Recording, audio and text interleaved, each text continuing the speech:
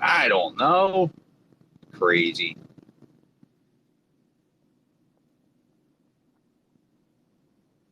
Alan.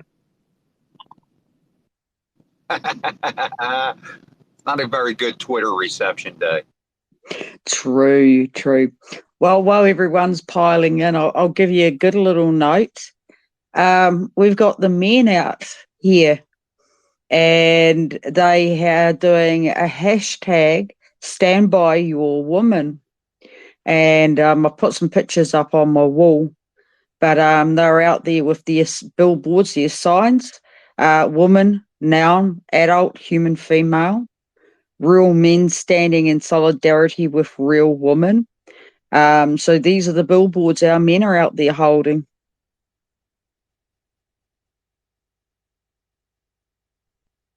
Did I break the internet? I must have broke the internet, right?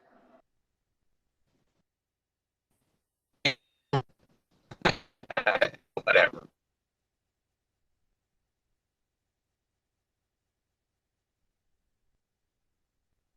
Mic check.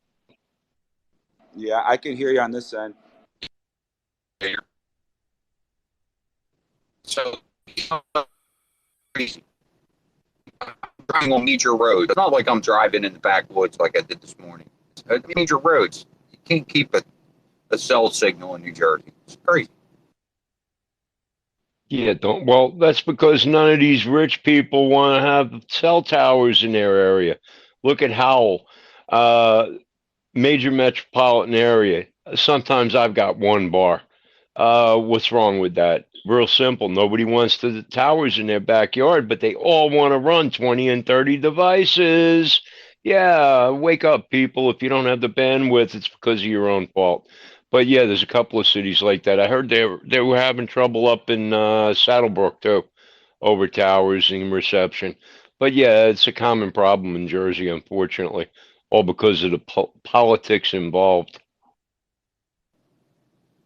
Now, Yeah. what I don't get, Iceman, is when I watch Mr. MBB 333, he talks about the power outages you guys have in America every day or every other friggin' day. How the hell, since you're such a major country, do you have so many power outages? It's just off the charts. Well, I think that's part of the stigmatism. And I'm sorry, Kiwi and Susie. I'm going to bump you guys down. I'm going to throw MAGA if he can do it. The co-host, if you guys are okay with that. If you can't do it, I'll leave Kiwi for a little while, and Susie, you can back him up or whatever you want to do. No, I'm okay for Mega to be co-host or Susie. Well, thank you, dear, for stepping in there. I thought I was going to lose the space again, so I really appreciate it, Kiwi. In fact, one of these days, you please come in and co-host with me. It's good.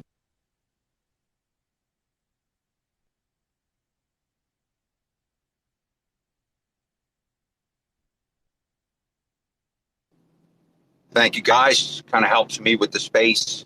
And Susie, how's your mic? Mic test, mic test. Much better. You don't sound like Charlie Brown anymore. You sounded like Charlie Brown's teacher. Wow, wow, wow. Well, I can rock, rock, rock all day long. But actually, I had on my Bluetooth because Alan's been complaining about my connection. So he was threatening to send me Bluetooth headsets. So I put those on and that still didn't work. So whatever. I just want to say good morning, MAGA. How you doing, buddy? And we'll go on the red pill. Morning, morning, y'all. The power outage thing, Kiwi.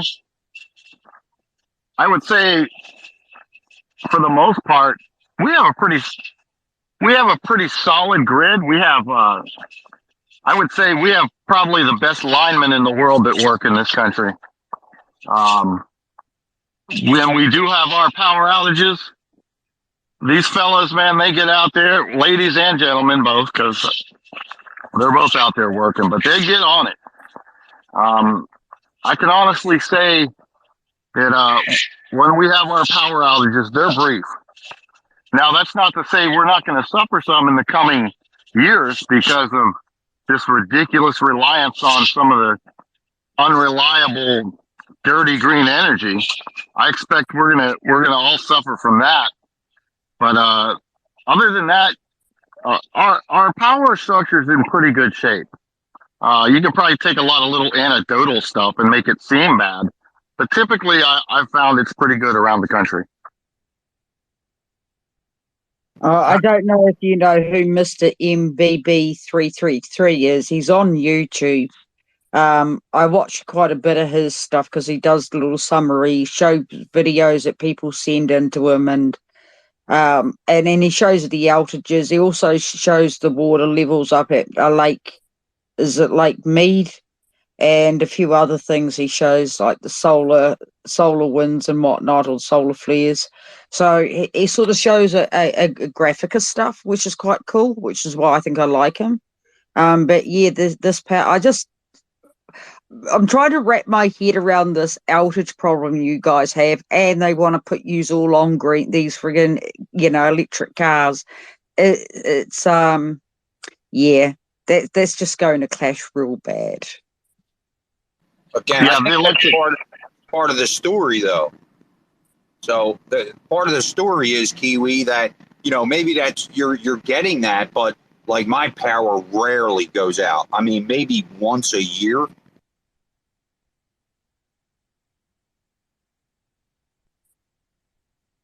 It's not too bad then. Yeah, when I first moved here, the lines, I think they went out about 6 or 7 times a year. The new lines are doing quite good at the moment, apart from when the tree took them out. Yeah. All right. Good morning, Patriot. How are you doing?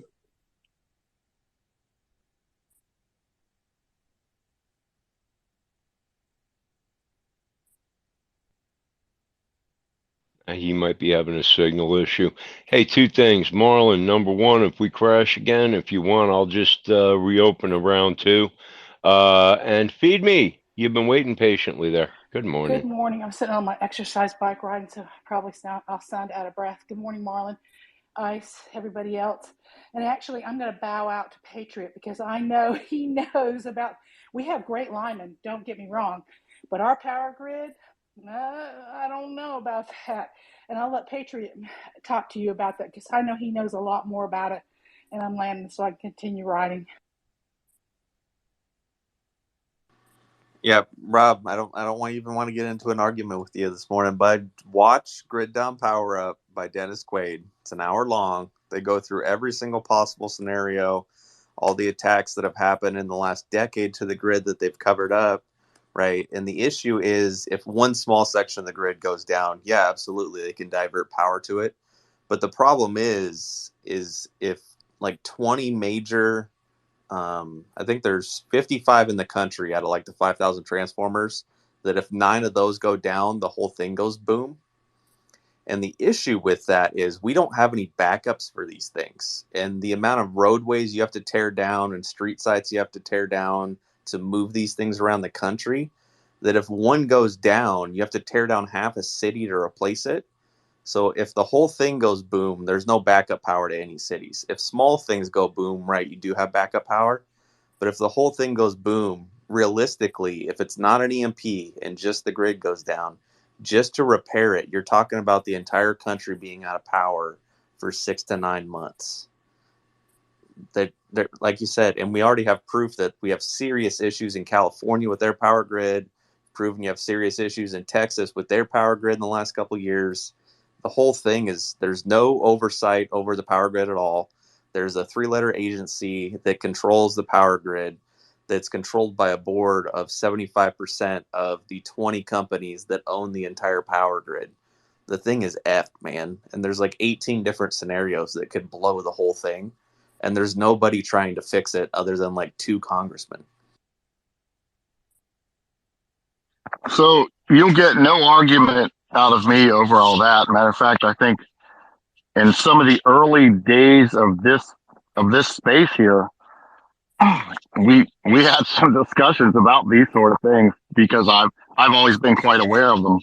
I'll go back to in the 80s in Omni magazine. G. Gordon Liddy wrote a huge article about the vulnerabilities and our inability to get new products to replace some of our more vulnerable electronic items that are just right by the roadside waiting to be attacked. So no, you'll get no argument with me out of that. And there's going to be no argument about the future of our grid because it's on shaky ground. I'm just saying that as far as any big major things happening at the moment, other than the isolated incidents, which could all be combined together to cause us big problems. But other than that, again, for the most part, we stay pretty well on top of keeping power to our citizens. And again, that could change in the future for sure, because I don't think we've planned well enough for the future. And the Carrington event could squash all of our dreams. So I'll just leave it at that because we've talked about that too. Well, you talk about maintenance. I think what brought that all out when we had the northeast coast from Nova Scotia all the way to Georgia burn out for multiple days. And then when they brought the main systems back on, all the subsystems decided to crash. And what people don't realize, when you blow a transformer now, if you don't have it in a warehouse, guess where it comes from? Our favorite country, China. Let that sink in. I wonder how long it's going to take to get that off the boat. So yeah, we could be. I know there were sections of Midtown Manhattan that were out for over 7 days during one of the hottest weeks in the whole summer. So yeah, I can only imagine the whole power structure going down. Yeah, I get an answer for that. I want to see what happens when everybody plugs their electric car in after 2030 and the whole country goes black. Yeah, go ahead, Andre. I'll hold it. Susie's got her hand up. She was my co-host, so let me yield to her first, if that's okay, Absolutely. Andrew. I'll get used to that too, man. Not a I'm problem. sorry. I called him Andre every time. I'm sorry, brother. It's 18 months for a new transformer. That's how far behind they are. If China even wants to give it to us. Well, isn't that the crime of it? Isn't that the crime of it? To be dependent on this? I mean, this is crazy. Skinny, good morning. Morning. Somebody else had their hand up. I just had a quick comment, more like a question. I mean, you guys seem like you're pretty knowledgeable about the power grid, and it kind of plays into that whole Blue City before I absolutely shut the internet down when it crashed like that. But all the people that are coming in, I mean, they're basically, let's say they're replacing, cities and counties. I mean, if you do the math, 10,000 people a day times, whatever. Okay.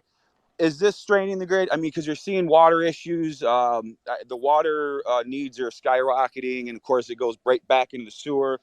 We're talking about internet. We're talking about electrical supply. So I'm just curious what you guys' thoughts are. Is it the influx of people being brought into this country? Is that straining the system at all?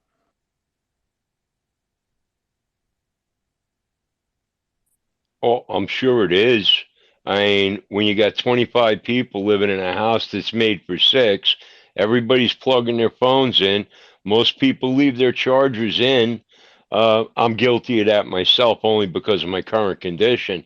But yeah, I'm sure it's taking a drain, especially in the major metropolitan areas where they're all getting shipped to. They're using power just like we are, and how many people are using it illegally? Oh, just before I go to you, Skinny, too. Hey, Kiwi, a lot of what you heard last winter and the winter before was the fact that Texas is not part of the national grid. They deliberately stayed disconnected, and during that cold snap, they could not generate enough power to keep their people warm. So that was the problem there. That made international news. But it was only what wasn't talked about was the fact that they maintain their own power grid, completely independent of the national network. They neither buy nor sell. They try to run everything off their own. Oh, I know that definitely. And what I know also hasn't helped this past year with you guys is last 6 months is there's been a lot of sabotage attacks too on some of your grids as well. So that doesn't help. You're right. Go ahead, Skinny. You've been waiting patiently. I'm sorry. Oh, I waited a whole 2 minutes, man. I'm pissed. This is outlandish.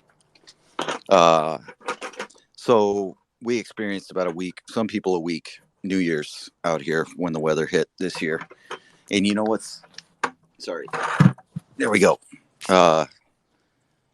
What was baffling to me, and it's kind of glaring as to a lot of our infrastructure issues, is that these dingleberries that they put on the freaking news every morning locally are so young that they don't know when the power goes out. You're supposed to shut everything off. So when we had the major down structure and you guys talked about it, when the mains come back up, the load that hits the freaking grid, because nobody turned off their 6 LED televisions that they have in their house. So the minute they start throwing switches or closing switches, if you will, the load that hits the grid is absurd at this point. I mean, most people take for granted all these conveniences, and that was rule number 1 when I was growing up. The power goes out like that, man, you unplug everything, because not only does it hit the grid, but it could potentially, in the surge, fry everything you have. I don't care about your damn surge protectors, man. That stuff will jump a surge protector like it's not even there. So Texas was, if I don't know about your guys' states, but every time they put that ballot question on to deregulate your power, that is some very subversive shit. And Texas was a glimmering, shining example of why you don't deregulate your power network. Part of Texas' problem was that you have like 6 or 8 different companies involved in that state, and they can hoard power from one another. And they can charge whatever they want, by the way. A lot of those folks saw, 200, 300, 400% increases in their power bills, and there's nothing they can do about it. They're trying to do that out here in Nevada, and it's a slippery slope, everybody. Power. Well, Skinny. Powers, yeah. Now they want us to rely on wind power in New Jersey. I'm not saying Texas has some bad weather. We got some bad weather here, man. I'll tell you what, a nor'easter. A lot of the nor'easters are just as strong as these hurricanes, and now we're going to be dependent on this. It's just insanity. Yeah, Yep. And they passed the ballot initiative here. These dingleberries don't do their homework. It feels good. When it comes through the television, it feels good. They passed the ballot, which has to go twice, right, on a ballot initiative. But they amended the state constitution to make sure that I don't know, man, it's a ridiculous goalpost. By a certain year that we derive 30% our renewable resources. Will show me one that's worth a damn. There are none. So these people are shooting themselves in the foot. By the same token, our population is exploding. So not only can they not meet the current demand, they can't meet the demand for expansion. It is so dumb. It really is like the dumbest thing ever. Yep, and then we're going to have to go outside of New Jersey to buy power. That's what's going to happen. It's going to raise our utility bills, and we're going to have to go outside to look for power. Kiwi.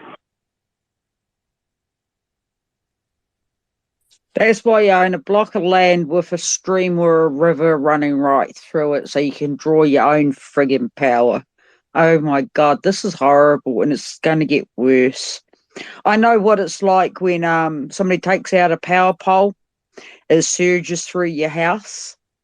And like you said, doesn't matter if you got surge protectors at all, it can still blow everything in your house.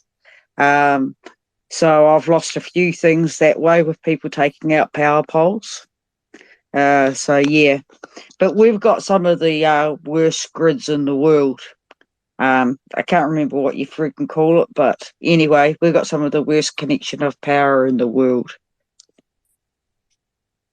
Yeah, and the real funny part about it, Monmouth County in New Jersey found out about that. They had a power outage due to the main breaker for the whole county to go out. 3 days without air conditioning. Couldn't even open the windows enough because we were staying in a hotel at the time. But yeah, that was either 3 or 4 days of candlelight, no AC, no light at all, no TV. Yeah, what a nightmare. And you know what that proved to people?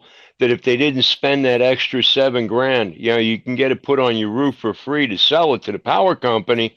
But during that whole thing, Monmouth County, everybody that had all of that crap on their roof, they were still without power, because it seems that if you can't sell the power to the grid, you can't use it yourself unless you buy those $7,000 backup batteries and put them in your garage. Yeah, I really want that much voltage stored in my garage. What if something goes wrong there? There goes my house. But yeah, that's what we found out. Go ahead, Marlon. I'm sorry.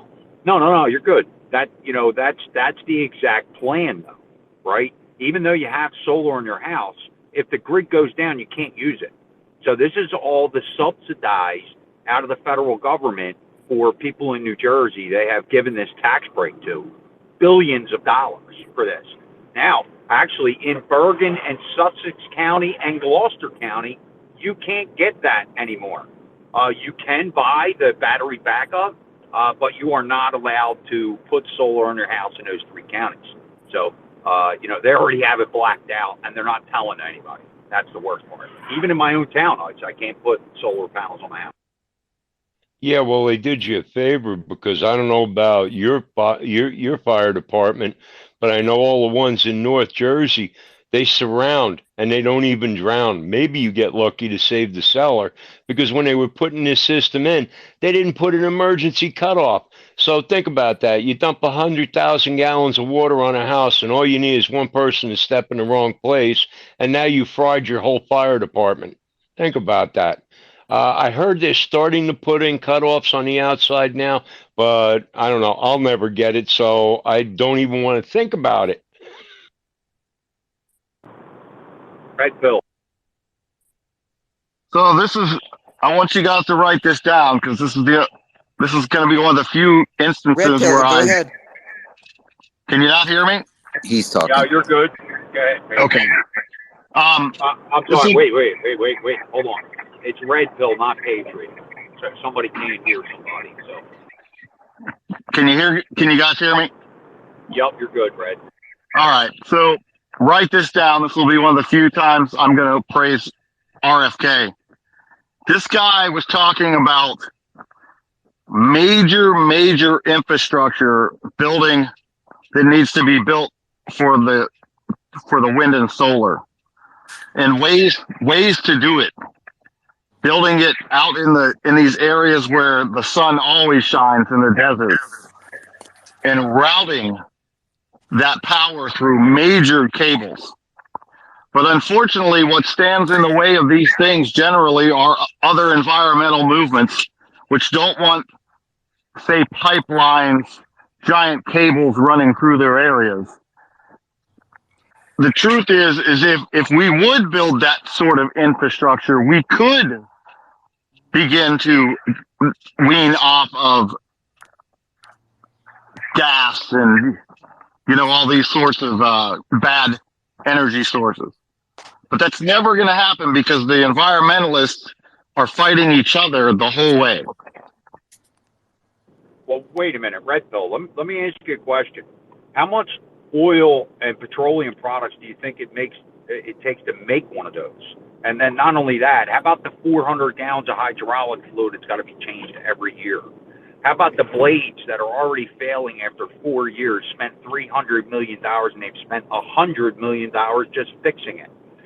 There's a problem with the wire. The wire is 8 foot in diameter, and it's only buried under the sand by 5 feet. They have a problem up in Rhode Island where the cord is now exposed. It's only going to be a matter of time before it goes down. There's so much evidence against it. And with that man, he wants to put me in jail because I'm committing treason right now, speaking against green energy. All right, man. I'm not going to stick up for him any more than I just did. That was the best I had. That was all I had. I'm just saying that he at least realizes that the current situation is not set up for us to become energy independent, green reliant. He's at least willing to admit that. Other than that, yeah, brother, I'm with you 100% on everything that you just said. Everything. the electro pulses that are going to be given off of these cords. They don't know what detriment that's going to do. So there's a lot of unknowns, and that's part of the problem. They haven't gave us any kind of environmental studies and to prove that these things are going to be efficient. After all, spending $1 trillion, so everybody in this space is spending the money. Every one of you is. Look, he seemed to hint that he knew exactly what your situation was up there, Marlon, and that it wasn't good. He didn't elaborate on it, but he definitely touched on the fact that the whales are dying because of those windmills. Well, we're going to get to that. I don't want to drown the space with the green energy thing. I do it. Maybe we should do it more often, but this is the truth.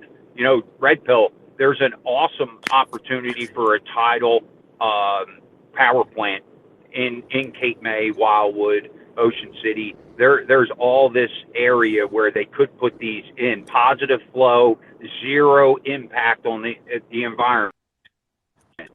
Talk. And it's going to generate electricity for 365 days, 20 hours a day. Marlon, you're sorry to get off on a tangent there. Go ahead, Susie. I believe Skinny was waiting patiently, so we're going to go to him, then Patriot, and then Andrew. Unless Susie's got something. Are you good, Susie? I'm good, baby. Then that's the order, folks.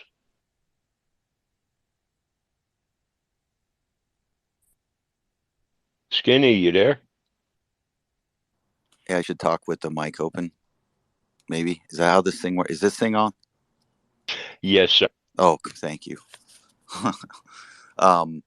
Red Pill, not digging at you personally or what you just brought up. Remember the stimulus money, the first batch of the stimulus money. One of my friends to the west got $400 million to build one of these super bird fryers out in the Nevada desert. And that thing's sitting idle right now. And the money disappeared. So with the green energy comes no public security. It is a money enterprise. And for anybody who does some basic research, there are ways to power every house in this country for nothing. So the conversion of the petrodollar to the green and or lithium dollar is in full force. And whenever anybody touts it, I automatically don't trust them, because the money that Marlon just stated alone for something they know is not going to work, it's a money change operation. Unfortunately, it's not the environment they care about. It's their wallets. So there's a long ways to go, but I mean, I'm sure some inventive person could get a copper coil and some magnets and do just fine on their own, friction free.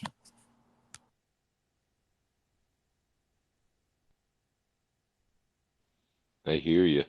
Go ahead, Patriot.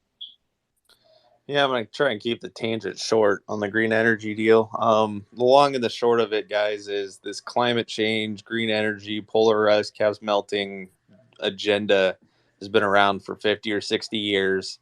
Every time their prediction of the world not ending doesn't happen, they change the name of it, right? So it was global warming, now it's climate change again. And now they're pushing this ESG process to align with this nonsense. And they're pushing it across the world. But what nobody's really paying attention to is the only people that are getting on board with this Green New Deal nonsense is Western Europe and North America. Nobody else is getting on board with this nonsense, right? It's pushing a agenda to destroy Western society is all it is.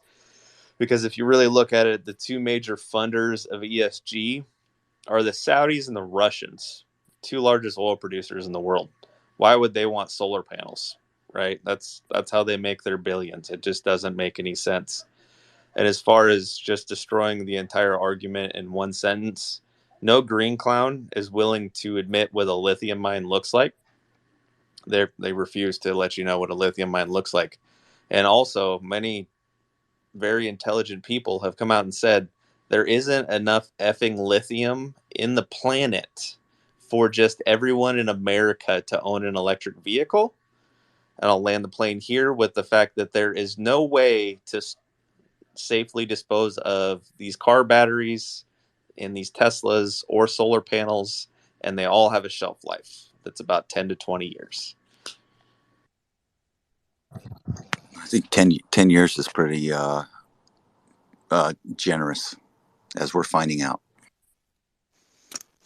Well, another thing that there's a really great site, his Twitter account, he's called Mining Adams, and he was raised in Butte, Montana with the copper mines, and these windmills, what it takes to mine the copper for these windmills is, of course, insane. You know, the vehicles, the diesel vehicles, all the stuff. But they also, the windmills require 99% pure copper. So they can't use any recycled copper or anything like that. So it has to be pure copper. Well, there's only so much copper, right? So what are they going to do? You know, plus the disposal of the windmills. That's a whole nother ecological disaster. And I don't know who is next. All right. Yep. Andrew. Thanks, guys. Quick couple notes. Where was I going with this? Oh, try to do something within a river. You can't touch the ground within 200 feet of a little tiny stream. So that's, a big thing. But just imagine being a lobster fisherman, let's say in Massachusetts. You're a lobster fisherman, COVID hits, your market shut down. Like, you can't sell a lobster. The restaurants aren't open. You can't sell a lobster. You have bills to pay. You have a $200,000, $400,000 boat, whatever. Traps, all the permits. You go to the coast, you see the EPOs there. Everyone's inspecting the lobster fishermen. So the COVID shut down the lobster fishermen. They get up and running again, and then the right whale, because of the right whale, Massachusetts shuts off the lobster fishermen. And is this coincidence that Martha's Vineyard wasn't in the lobster fishing ban? But north of Martha's Vineyard, up to New Hampshire, Stellwagen Bank, all through there, Gloucester, you guys all know Gloucester. No lobster fishing. They shut the whole market down. So now you've been shut down for a while with COVID. Now the government comes in again and shuts you down again because of the right whale. They're saying the lobster traps impact the right whale. Well, they're putting huge wind farms off the Martha's Vineyard down there. I'm sure they can't see it from Obama's house. So it's pretty spectacular. And then while this is happening, you have China right off the coast. Like, a lot of people don't understand that the U.S. waters only go out a couple miles, right? And then it's basically open. The Chinese are right there. The Japanese are killing the whales. They're spearing right whales, right? If the right whales go over there, I'm not sure, but they're hitting whales over there. Remember that show, whatever it was, where the Steve Irwin was out there with all the environmentalists ramming Japanese ships? I don't know where that guy is now, but it's just another government shutdown. Certain people are exempt, and certain people have to pay the price. And unfortunately, speaking to lobster fishermen, they had to pay the price over that time period, and they're still paying the price. So, Andrew, let me let you in on a little secret. Can you hear me okay? Yeah, I got you. So the Lobster Maine Foundation was actually paid off by this Orsted, this windmill project.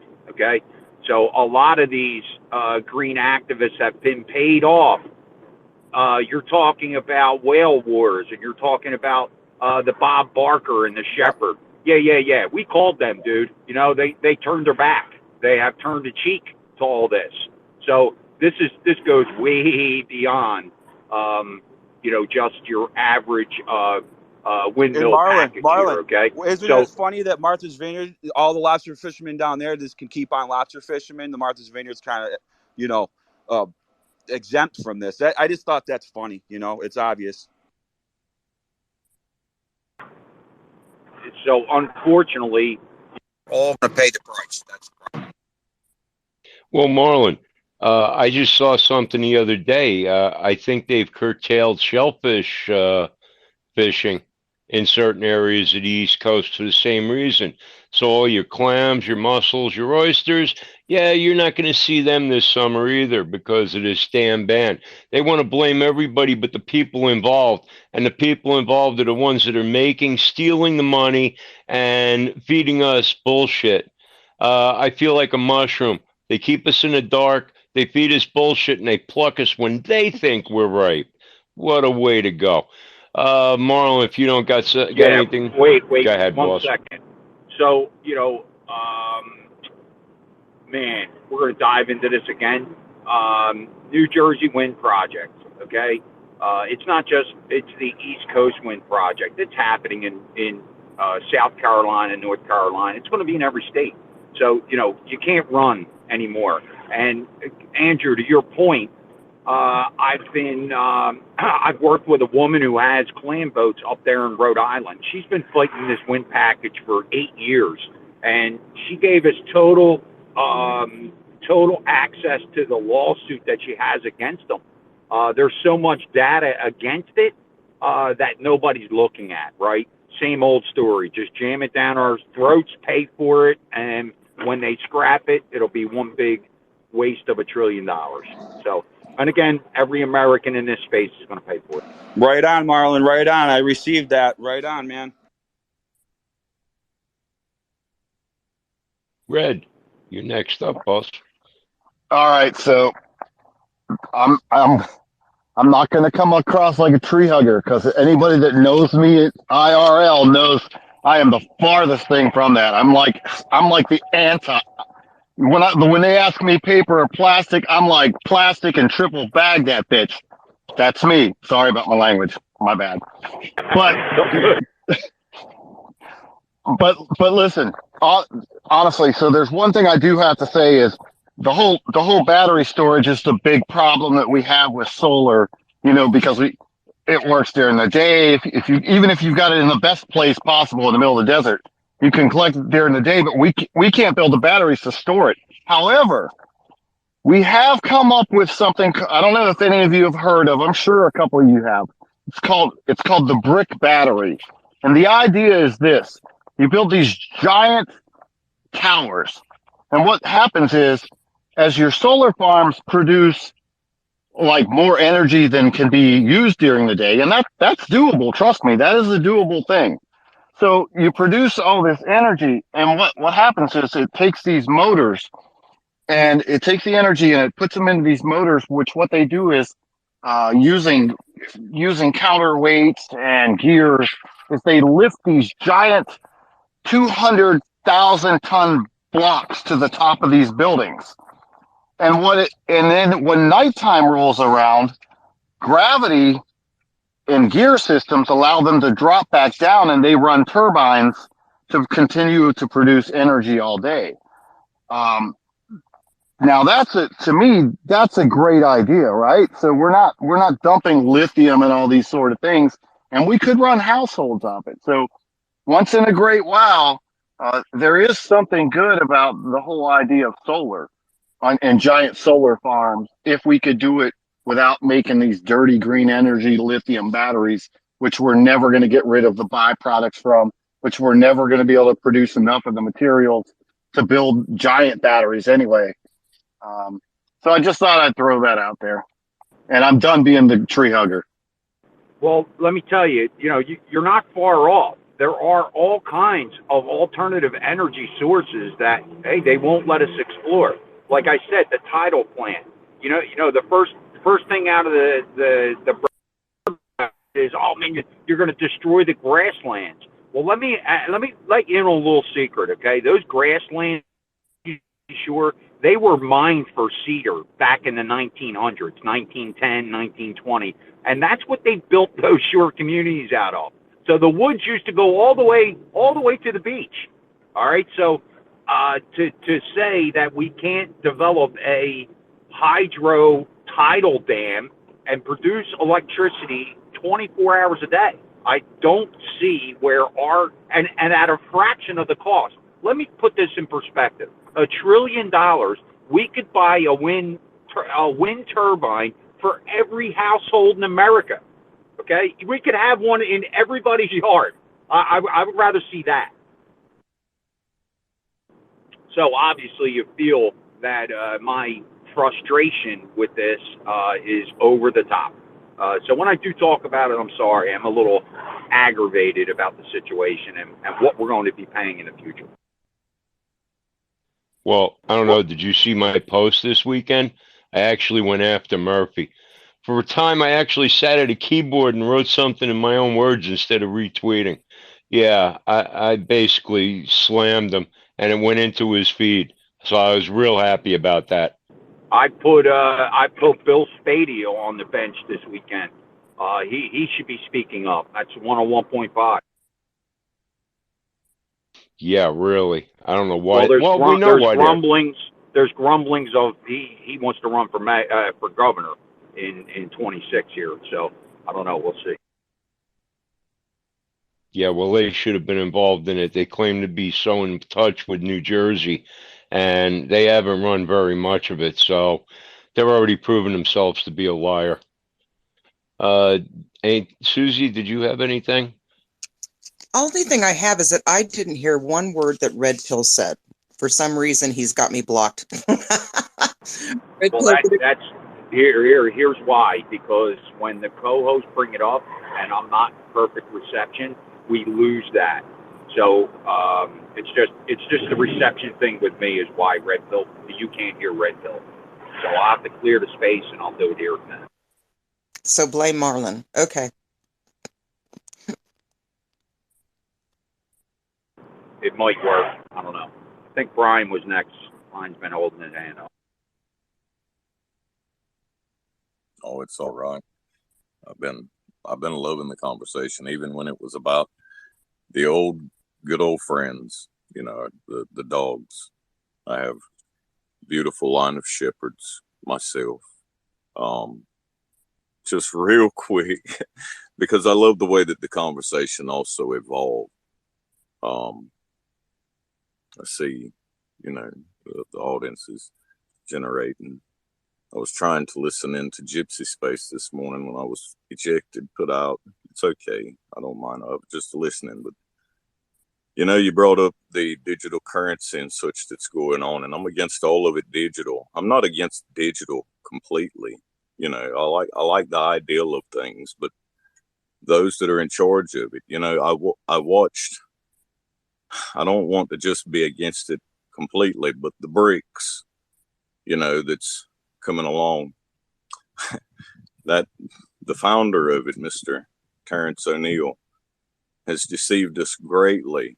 You know, he was here for a long time, received established university credentials and status here as Jim O'Neill. And through that process of things that he has set up that, you know, a lot of people don't realize it, but that the guy that I had made mention of, Peter Thiel, I'm not just trying to bring him up to talk about him like that, but he done a fascinating thing for the digital world. He created, through his security firms, he created the digital wallet, the cryptic system for the digital wallet. I mean, these guys that created the Wayback Machine and created all this technology that's coming along today, they're just sitting back looking at it. I mean, if I wanted an insider trade, literally, those are the guys that I would go to, because they've gotten everybody that's been corrupted through the onion rings, let's just call them that, the data, the computer systems, and etc., through the healthcare systems, through all of it, the corporates, the banking, you name it. I watched them pull that. There's been a international drug ring, and I think you all seen those posts come out here just a month or so ago. You know, they made that big bust of several individuals, and then they're in Europe, you know, since he went over there in 21 and established himself as the head lord of the House of Lords. You know, they've made a bust there too among the corporates, a sex scandal among the CBI. And I mean, well, I could tell you a lot about it, but I'm completely against what those guys have built and the deceiving that's went on here in America. It's really something, man. Brian, let me interrupt you. I'm sorry. the problem is that we were on green energy, and that's why they're breaking your balls, because you changed the conversation. You know what I Well, mean? that is green energy. That is the green ocean energy is tied I to know, breeze. I understand, but the problem is that's why people are breaking your balls. So I just want to let you know that that's why they're giving you a hard time, because we're talking about green energy, and it gets disrupted. And that's why people are breaking your balls. So I just wanted to air it out. Okay, I understand. That's fine. Well, the green ocean energy, we just watched Biden sell um, our oil reserves in the Gulf, 78 million acres of green ocean energy is now green ocean energy. That was our oil field reserves, for drilling. And yeah, he just sold all, he bought 2 million of it himself. And the battery investment in grain, I mean, we're talking about Elon's profits right now because of his merits done through Brazil, brought Brazil on board the BRICS. Brian, Brian, you're trying to divert the subject again, and you're right. And Marlon's right. That's one of the reasons that you're having the issues you're having. You're not staying on track, and now you're attempting to alter the track so that it falls into it. I hate to have to spank you in his face, bro, but it's just not working for me. And I'm going to shut up now before I really make an ass of myself. Well, listen, I mean, they're talking about carbon capture, and what the American people don't know is there's a lot more leases out there on the edge that they have sold. The Department of Interior has sold these leases to other countries to come in here and work. Okay, so let me put it in perspective for you. And why it pisses me off so bad is because New Jersey is going to spend $1 trillion. $1 trillion. You can't even fathom how much money that is. There's only going to be 92 permanent jobs. 92. I don't think that equates 1 trillion to 92. And this is the exact that happened with my state legislature. I think some of these people are starting to look around and realize that we're getting hosed. And it's not just this state, it's every state. North Carolina, it's coming at you. South Carolina, it's already there. Agreed. That 1 trillion is not the only trillion. I was getting to that because some of those deals that are being made, like I was just talking about, have led to this next administration, no matter which side it is, red or blue, whatever. Well, the better part is that I do know the people that are working with the Department of Interior. Okay, they've been working with them since 2015, and now the Department of the Interior is starting to backpedal because they're not only getting pushback from the Coast Guard, they're also getting pushback from the Department of Defense. Right? It's going to be a problem. We have to stop my governor, and he is forcing it down our throats because he is guaranteed a $250 billion tax credit from everybody in this space is going to pay for that tax credit. $250 billion. My governor is going to wrap up his term here, and he's going to fly to Italy with our billions of dollars and everybody else in this space. So if we don't start waking up and bring our state legislatures to it, because they're starting to look around right now in New Jersey. So whoever's coming up, Virginia, I would have my alerts on. I would have my radars up and watching for this wind project coming at you. Because guess what? You don't get a choice. You don't get to vote on it. You don't get to choose what land is acquired for it. That's all done by the state. So we need to wake up because we lost it in New Jersey. We gave the administration of the utility of New Jersey the actual pathway to do this without the citizens. So I'm to the point where I want to call my governor's mansion every day. Every day we're going to call him. So, and it's not just me. There's hundreds of people that call that office every day. Go ahead, Andrew. This stuff doesn't make sense to me why they're doing it, other than it's just like the Ukraine war where people are just getting paid all over the place, man. That's just my short little point, because it's the only thing that really makes sense with it all.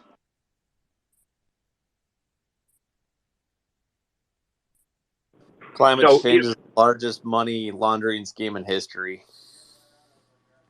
so Patriot, to your point, we've talked about this in other spaces. The Omni bill that got passed in December, that was worth $865 billion in green energy that is not spent yet. And then we have this illusion of this debt ceiling. This is an illusion, people. We're watching a theater.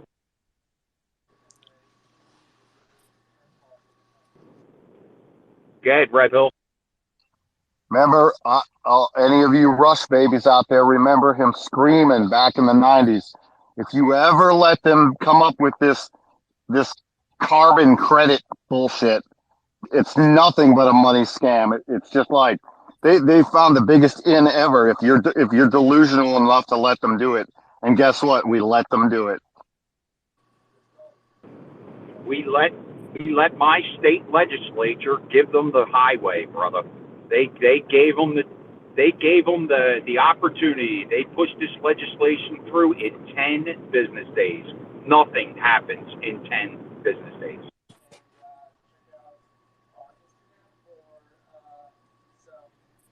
Go ahead, Susie.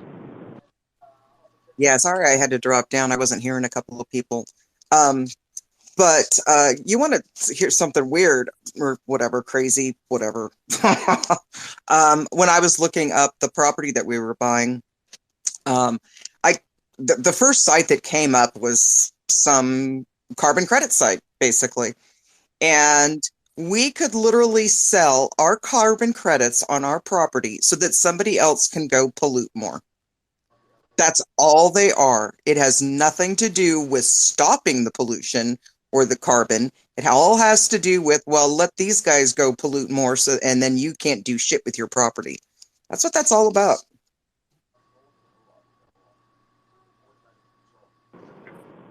Hey, Patriot. Yeah, so look at what carbon credits have done to Canada in the last 2 years, right? So they released an initial carbon credit. If you guys aren't aware of any of that, the first carbon tax basically they came out with was to destroy the upper middle class in Canada. So if you bought a car that was over 100,000 Canadian, there's a 20% tax on it. If you bought a home that was over 400,000 Canadian, there's a 20% tax on it. And then the Canadians decided that they were going to light half of Canada on fire and blame it on climate change. And Trudeau's sitting there on the news going, climate change, climate change, climate change, even though they've proven they've arrested multiple arsonists in Canada in the last 30 days. But no, right, so arsonists are climate change now. And that's coming. And the most insane thing about it is when they ask these clowns like Bill Gates and his friends about their private jets, they say that exactly. They say, oh, it's going to be great when we get carbon credits because we'll just buy carbon credits from the poor and then they'll have more money. They said it out loud, guys. Patriot, let's go back to one of the very first times that you came in this space. And what you said was that the older generation let this happen. And, more and more we talk, the more and more I realize that they didn't take a step back. It was massaged into society for it to be accepted. And, Patriot, each time I talk to you and you bring up that point, the more and more it hits home that we didn't pay attention. We let it get out of our control. Our state legislatures have all the power and we don't have any way to stop them. And that's it.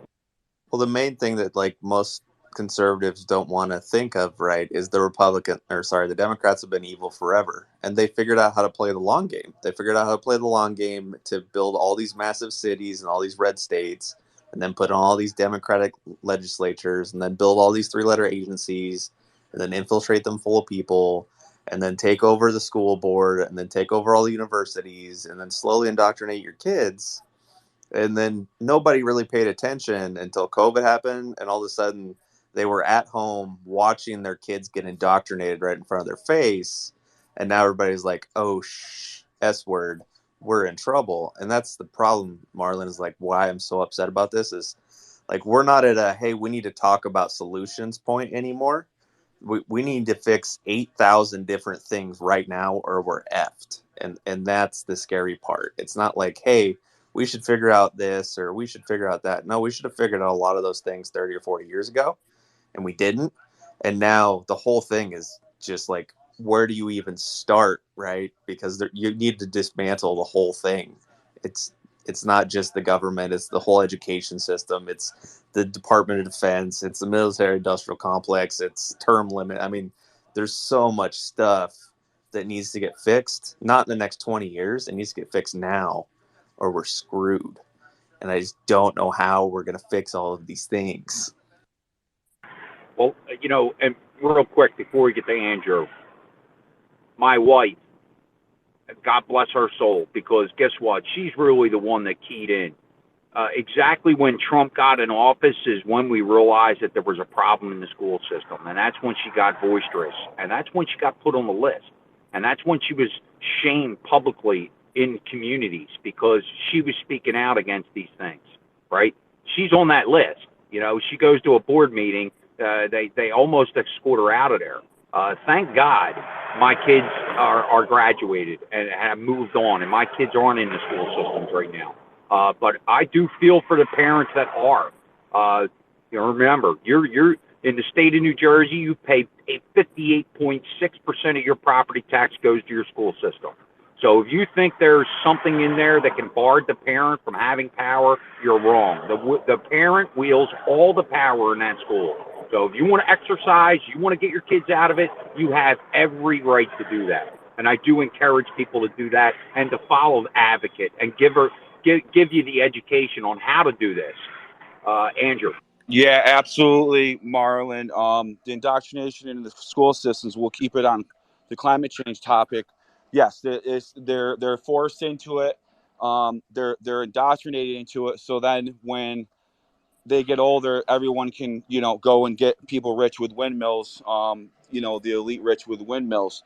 Now, the good teachers, unfortunately, a lot of the good teachers left because they didn't want to take that vaccine. So not only that, they put the mandate in there to purge the education system even more. But to what I was going to make a comment about is the EPA and the Superfund sites with PCBs and toxic waste dumps is a whole nother avenue that you could break open, because that's just, greasing the wheels all along the way. And it's a national thing. It's not just in the Northeast, but it's definitely a national thing. I mean, all the PCBs, you guys know how it is with those Superfund sites. So yeah, that's just another avenue to get everyone money.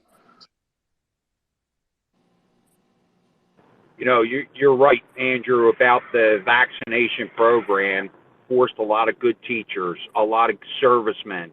My own son was fired from Comcast because he didn't elect to take that vaccine, right? It is still classified as an experimental vaccine. These people, I still see commercials every day.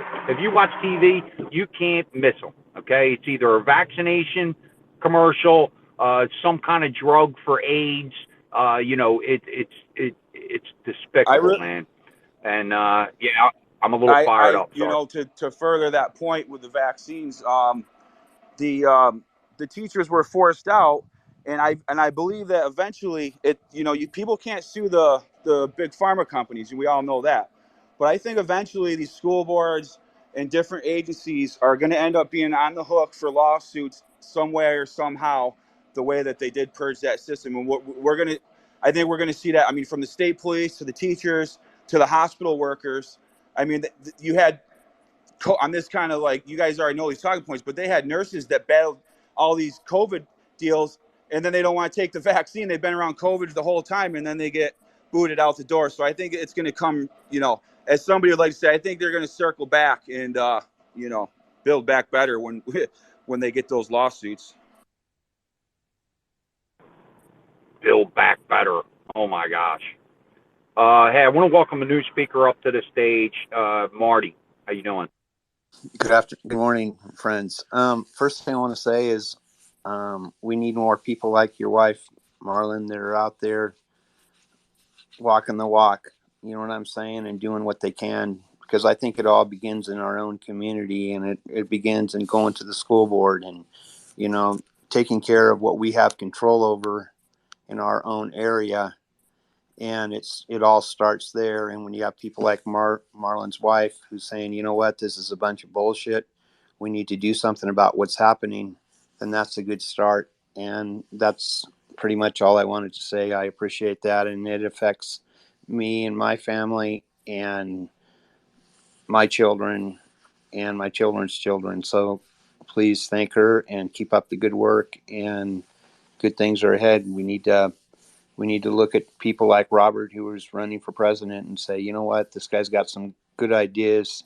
He's for the people. He's got some good understanding. So everybody really should check him out and see what he's about. And we need more leaders like that. Thank you very much for the opportunity to talk, and everyone have a wonderful day. Well, Marty, I'm glad you came up to share. I wasn't following you, and I haven't spoken with you before, but I'm happy you came up and shared. And that this is the bridge, right? This is where we need to make the connections with people outside of our communities and bring them into our communities and help us fight. I'm gonna give an example. Praying, she is actively up her legislatures. Up and down. And you know what? We need more people exactly like that out there explaining what's actually happening, how the community forums have changed. They change them now. They don't get influence from the outside people or their constituents. They make this vote long before you get in there. So, there's a lot of things that need to change. And, Marty, you're right. Education is probably the top priority for people right now. They need to listen. They need to know what's going on and read between the lines, because we're not getting it in the news. So, Marty, I'm going to throw you a follow. Thanks for coming up and sharing. Patriot. Hang on, Patriot, 1 second. Marlon's too modest. The man put over 300 miles on his vehicle at his own expense to start spreading the whale issue. So thanks for recognizing his wife, Marty, but Marlon is too meek. He goes to all of these meetings. He is the wheels on the ground in the state of New Jersey, and I want to make sure he gets recognition for it. Guy drove from one end of the state to the other to let people know about the whale issue, and now we've got hundreds of people in New Jersey that are following him and following me just because of that. And he makes the meetings. He goes out and talks to the people.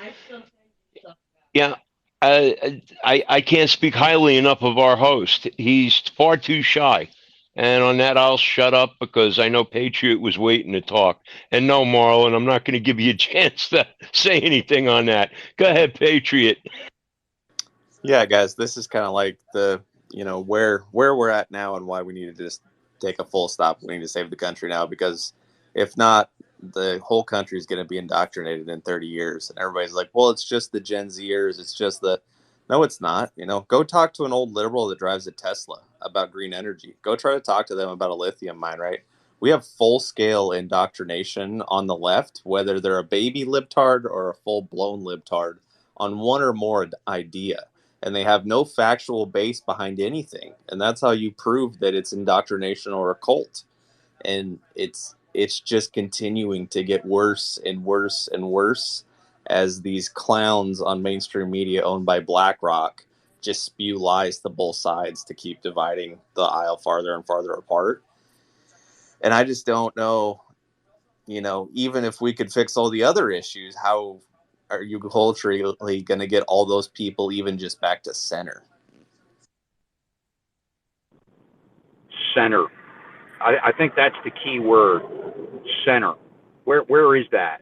It's like I would think that some of the far right are just as bad as some of the far left. But I do think it's a small percentage. It's not the general population. The general population is starting to wake up. We need to get them to them digitally. I don't even care if we got to knock on doors. This is going to start happening, and it's not just me. And you're too modest. There's a lot of other people working in this state that give me the information to be able to go and be able to confidently talk about this. So there's a lot of people behind the scenes, and yeah, me, I do not take compliments well. So it's hard work. That's where most Americans have the problem when the work starts. Okay, that's where we need to get beyond this. We need to have the participation in our communities, in our local governments to be able to capture this thing back. Patriot, please. Breaking. UN chief says he is concerned Russia will quit Black Sea grain deal next month. That's a big problem because half the grain was coming out of Ukraine and they destroyed that. So like 60% of the grain in the world is coming out of Russia right now. Well, don't you think that's a problem? Don't you think we have enough farmland right here in America that we could produce our own grain? I'm just, the crutch on all these other countries. It's just, it's sickening. All for a global economy. Global economy is better for everybody. Yeah, that's what they're telling us. I think they're empty lies that they're selling these younger generation. Taking care of their debt. The government's going to take care of you. They're all empty lies. They're all empty. Wait till they find out. Wait till they start looking around and saying, "Oh my God, what were we sold?" Andrew, I want to go to praying. Oh, I'm sorry. Go ahead, Patriot. Last thing, and then I'll shut my mouth. We need to get Elon to get us like the throwing up or like the angry cussing emoji. We need more options, guys. Absolutely. I want the hook from the Gong Show. The hook you used to come and pull the people up. Go ahead, Andrew. No, I was just going to say real quick that if grain prices go up, obviously that's going to affect all the food prices. I mean, the prices seem like they're kind of coming down a little bit right now, but I mean, nothing goes straight up forever. I know if you want to buy chicks on a large scale, like chickens, right now it's like almost a 7-8 month wait for any substantial order of chicks. The bird flu, whatever. I don't know what the deal is, but I think there's a reason that Bill Gates and a lot of different people sucking up all the farmland, because I think it's going to eventually come down to being able to actually grow grow animals and poultry and whatnot, because we're not going to be able to really survive on the global imports or stuff like that.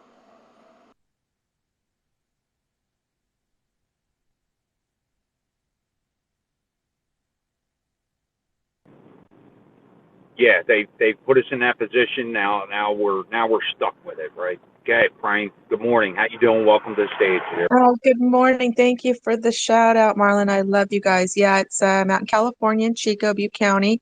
It's a beautiful morning. It's nice and cool.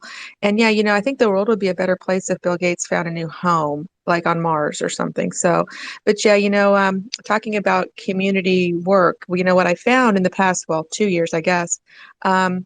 It is a relationship you build with everybody in your community. And so my elected officials here, it's the city council, it's the school board, and it's the county board of supervisors.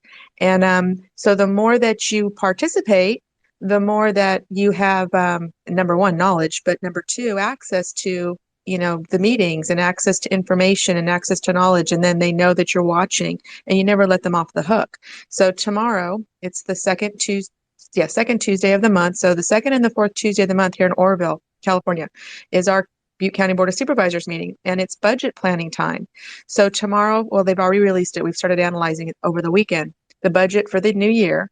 And yeah, you go in there and you go, what's going on with this budget? I mean, seriously, you're going to fully staff a public health department that wants nothing but pharmaceutical products and wants to be in your business about STD, blah, blah, blah, testing, whatever. And yet the DA is being cut from having attorneys to actually prosecute crime.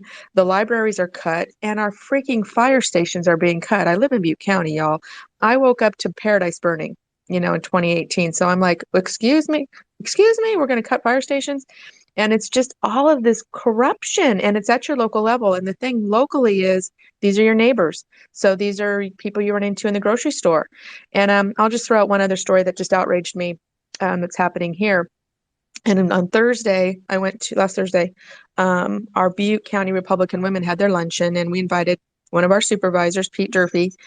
He's brand new, and so he spoke at lunch, and he knew I was going to, I ask the hard questions, and they don't like me in this room because women kind of want things to just go along nice. And I'm like, no, we need to ask the hard questions. I have a First Amendment besides. But anyway, I'm respectful. And so he he mentioned about these budget cuts, and I'm like, sir, can you please take some of this money from this department and put it over here? And so you have that conversation. But the one thing that I learned there is we had the Chico State agricultural their livestock judging team. We invited them to our meeting because we needed to give them money, a check for $500. So our Chico State we've got a wonderful ag department here at Chico State. And the livestock judging team is pretty much like world renowned, or high up in the country. And they need to go to their final competition in Kentucky. Okay, big deal. Well, because we live in dictator Newsom's state, he will not allow for school funds to be used to travel to a red state. So we had the coach there and these wonderful kids. It's like, there's our future, y'all. It's like, there they are right there, these wonderful kids. And they were participating in our Republican meeting. So they saw the process and heard everything they need to hear. And we all whipped out our checkbooks and gave them more money. But can you imagine our Chico State, and these kids came from Idaho and to come to Chico State to this wonderful ag department. They can't travel to Kentucky and use the funds that they were saving, because it's a red state, and there's 24 states on Newsom's do not fly list. And so that we're now all going, what the hell? We had no idea. So now our group is completely mobilized, and we're going to try to take on and overturn that bill that supposedly, and this poor coach, he's like, last year I got we got us rooms in Indiana because we can then just, drive over the bridge. And so they're trying to go around the rules until Indiana's now on the list. So he's like, and the only, I think, saving grace is going to be the athletic teams that, when San Diego State found it a little more difficult to fly to Texas for the NCAA, okay, now maybe things get overturned. But yeah, you guys, it's a grind, it's a battle, it's a daily chore. But I love this room, and Marlon, you're wonderful space. So thank you all. Well, Frank, thanks for coming up and sharing. And it just shows you that she's an educated citizen. She knows what these people are doing. And you're not alone, dear. There's a lot of people in this space that believe and know that you're on the right track and are following your footsteps. So thank you for coming up and sharing. I just want to turn to Janet. Good morning, Janet. How you doing? How's your day, dear? Good morning, everyone, and thank you for letting me have a mic. My day's not too bad. I'm about ready to go to the gym. But I just wanted to add, when I heard somebody talking about chickens and stuff, I have chickens of my own that I let free range. And then I have some that I have to keep pinned up because they're bantams. They're really little. But a lot of my friends that live out here in the rural areas, some of them have coops where they don't let their chickens out because of predators. And they went through months and months last fall where they didn't lay. So I thought that was interesting because mine laid. Mine never stopped laying. So I didn't understand what the difference was. So I started asking them where they bought their feed. And most of them bought it like at Tractor Supply, Walmart, places like that. Well, guess where I got my food? At the co-op. Okay. Mine was from America. Most of the feed that I buy and grain. And plus I buy the little blocks, the supplement blocks. It's a little more expensive, but I want to make sure that my chickens are healthy because I don't buy the kind with the antibiotics and stuff like that in it. But the thing is, I really think that by them pushing you to buy food, making you think that it's better because it's at Walmart, you got to remember most everything Walmart sells, if you look at the packaging, it says made in China. So I wouldn't trust eating eggs from a chicken that ate feed from China. I mean, I hate to say that, but that's just the way I feel.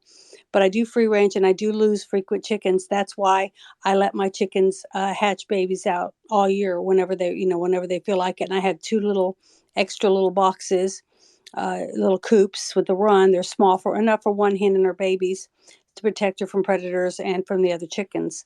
But if you're wanting to do that, just be very careful where you buy your feed, read the ingredients and where you're getting it from.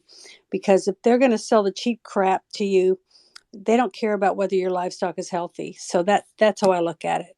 So put it under your own belt and take charge of your own animals, your dogs. The same thing with dogs. I wouldn't feed my dog anything that came from China. So just look out for your own by just being a little bit more fruitful on what's on the packaging and whether you're getting your products. Thank you for letting me speak. God bless America. God bless America. Thanks for coming up and sharing, Janet. And that's an important fact. I'm going to tell you one other fact. You're talking about feed. Zucker has developed this another business, and the organization is called Zios. And actually, what their mission is to vaccinate our wild animals, our elk, our deer, caribou, every one of them. And they've already said that they have gave out 100 million doses. Now, if you can believe it or not, they're not out running around trying to stick these with some kind of dart. Where they did it was they invested in these companies that produce these block feeds. And you've all seen them, and every hunter knows about it. And I've always wondered how they could get 100 million doses out. This is how they did it. They did it through those mineral blocks that they're selling in Walmart, J&J, all these different products. That's how they're vaccinating our wildlife. Like, that is insanity to me. I cannot believe this is even up for discussion. So to your point, Janet, about the feed, there was a lot of stories that came out about that. And the one woman was in our space, and she was talking about, yes, she was feeding her chickens the feed that she got from Farm and Country, and it had something in it to prevent them from laying eggs. And as soon as she stopped feeding them and let them free range, they started laying eggs again. It's very funny because the eggs are now the number one fighter against this protein, spike protein coming out of the vaccinated people. So, wow, ding, ding, ding, ding. Oh, my God. They don't want us to have chickens because they know it directly works against the vaccine spike protein. Oh, my God. How many times do we have to hear it? It's getting old. So, hey, we have a new speaker came up. I think it's Safe Space Cowboy, please. Hey there. Yeah.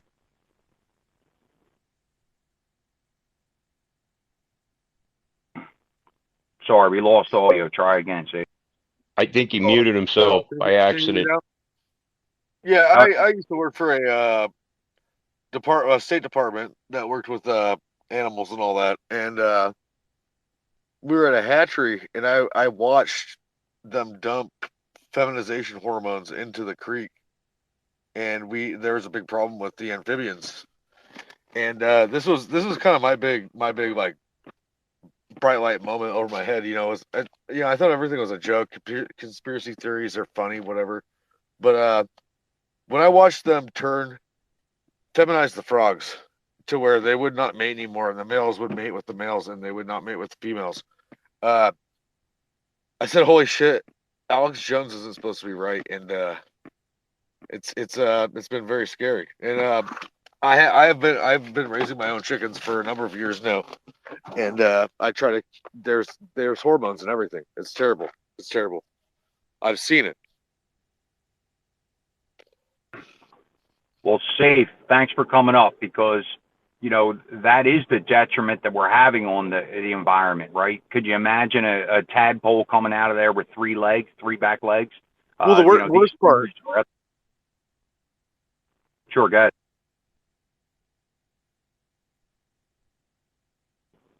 Can't hear you, Safe. One more time.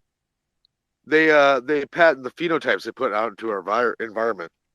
They put out these genetic markers, and then it has a patent on it. They're patenting life. Then they can come along and they can say, "Oh, well, that's ours." It's getting very scary, especially up here in the north. Well, Safe, thanks for coming in and sharing. I implore you to come and welcome to the community, and I did give you a follow back. So thanks for coming in and sharing. Jackie, good morning. How you doing, bud? Good morning, Marlon. Good morning to all you sexy, critical thinking people in here this morning. Good to see y'all. Jamie, praying. So everybody, I could go on naming everybody. Iceman, I hadn't seen you in a little while or talked with you. Good to see you this morning, buddy. Hope you're doing well. I just want to drop back on the the climate change thing, I had put a link down to some older research. This stuff started a long time ago, and I've been looking at it for years and years and years. And one of the one of the forefront researchers that I had found, James Corbett, that does a lot of stuff. He's got a whole history that he can put you back all the way back to the Kyoto protocols when Al Gore and all of them been putting out this so-called scientific evidence forever and ever now, and now we see what they're doing. They're just wanting to do everything that they can to control us and all that nonsense. So I just wanted to let you know that I had put a link down there for you guys, and not only that, but check out his work in totality. He's a really good researcher. He lives in Japan now. He's from Canada, but he does a lot of great work. So I figured that might help you guys out. And I, s- I see some people giving me some hands down on my personal screen, and if I can't catch them all, I apologize. I love you all, and I want you all to know that. So that's the main thing. Even if I, can't send you emojis back or anything, I do love you all and hope the best for us all. And like Janet, God bless America. We've got to step forward and make things better for our children's children. That's the main thing, and we can do it. We just got to pull ourselves together, make everything go in a brighter future ahead for ourselves, and stop letting these people run over top of us and dictate to us what we're going to do. And we can handle what we're going to do. We don't need these idiots telling us nothing like that. So thanks a lot, everybody, for giving me the mic. Love you all. Good afternoon to everybody. Good day. And I'll talk to you guys later. Love y'all. Appreciate it. Jackie, thanks for coming up and sharing. Always a pleasure, my man. And you're right. We have to band together. I think we've already started. We have a great community, and we're all striving for the same thing. There's a lot of people that are doing work in this community, and one day it should make a difference. We're working hard. So thanks for coming up and sharing, Jack. Patriot. Yeah, I mean, climate change is a joke. It's so funny. I posted that Kuwait tire fire video a couple weeks ago. If anybody hasn't seen that thing, it burns 24/7, 365. It's a massive largest tire farm field in the world. And then as far as vaccinated animals, there's video above what happened when they vaccinated a bunch of cows in Italy. And then this was just hilarious. This came out today. Penn State student affairs language guides. Definition of gender fuck: the act of messing with gendered exceptions on purpose, intentionally crossing, mixing, or blending of any gender specific signals. So basically, their definition of any trans person is they're a gender F word. Wow, that's like, when is it going to be enough? When is it going to be enough that Americans just aren't going to take this anymore? I don't know. I hope I do have some glimmer of hope in my heart. I do see signs. Obviously, we don't get them through the media, but there are a lot of signs out there. As Americans, we need to start reading through this and sifting out the systematic, gutting of our foundation, and that's what's happening. Janet. I brought this up in Gadsden's room earlier this morning about the huge parades that have been going on this month, and parents taking their kids to it like it's the fair and buying them candies and soda pop and letting them wave pride flags and watch the debauchery. And how sad that is, because the kids don't know any different. They're brainwashing their kids, thinking they're supporting someone that would never support them in their efforts if they were straight. So I think what I'm sick of seeing is all these videos of the debauchery and no videos of close-ups of the parents that are wandering their kids through all this. We need to start taking videos. If you're out in the street and you see debauchery and you see parents giving their kids money to put in their G-strings, or going up and petting the dogs, people dressed in furry outfits, letting their kids pet them, things like that. We need to start videoing that and posting that. What parent lets their kids do this? Would you take your child into a strip bar? Would you take your child into one of these events where you have to be 21 to get in, but it's okay to do it right in the street, in Main Street of your town? I mean, we got to start putting the blame where the blame belongs, and that's the parents that let their kids go to these events and take their children to these concerts to watch this debauchery. In any normal society, a parent that takes her child into a strip bar would be arrested for child abuse. So why is it okay to let them walk the streets and see it and nobody does anything? It's just as bad as watching someone get the crap beat out of them in the street and or stabbed or bludgeoned to death, and you just stand there and take a videotape and walk away. What's the difference? You're beating that kid's intellectual life. Basically, you're training that child to think that it's okay to walk around with your ass hanging out, your tits hanging out, and licking and kissing and fondling each other in front of small children. Okay, I know that's wrong, and most everyone knows that's wrong. Anyone that wants to be a parent and holds a newborn in their arms doesn't want shit like that for their children. So if those parents aren't going to protect their kids, then we need to start throwing them out. Start showing them off, showing these parents that we're not taking this shit anymore. And if your kids are going to be treated that way by you, then you shouldn't have children.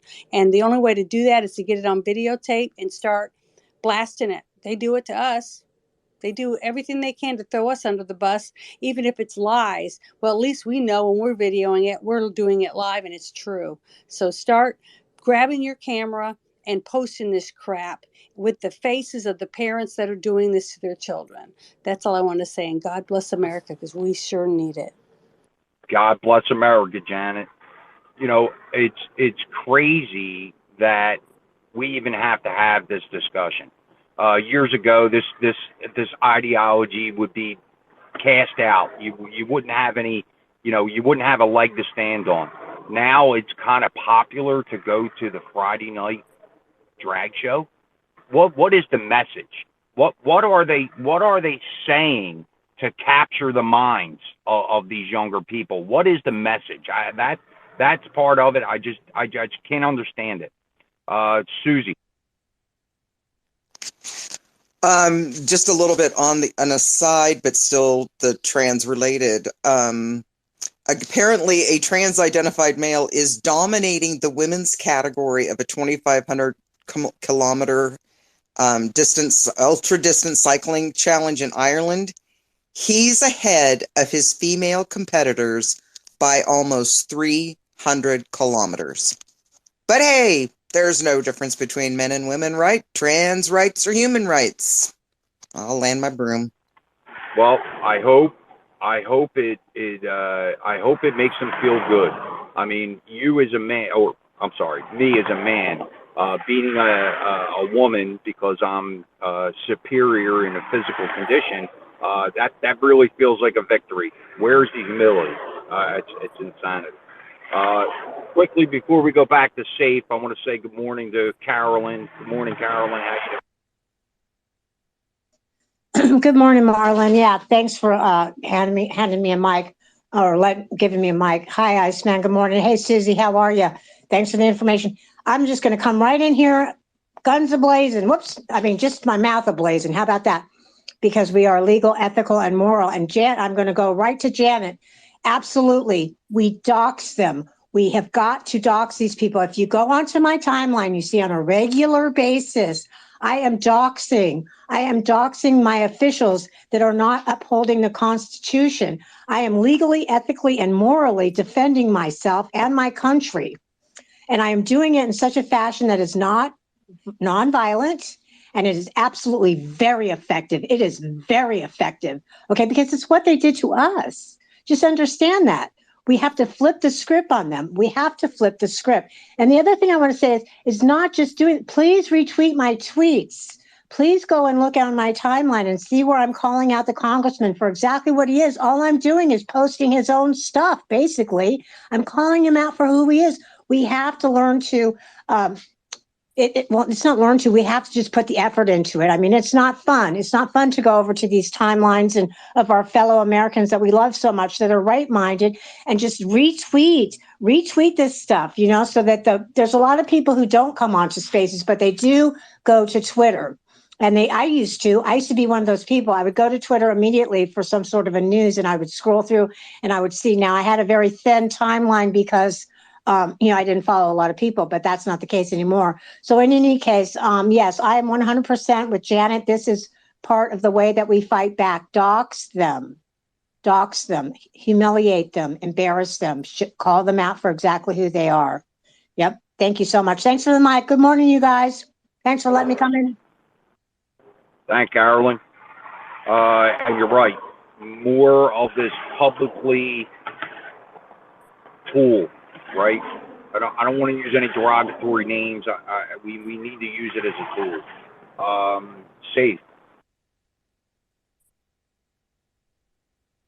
And this is safe.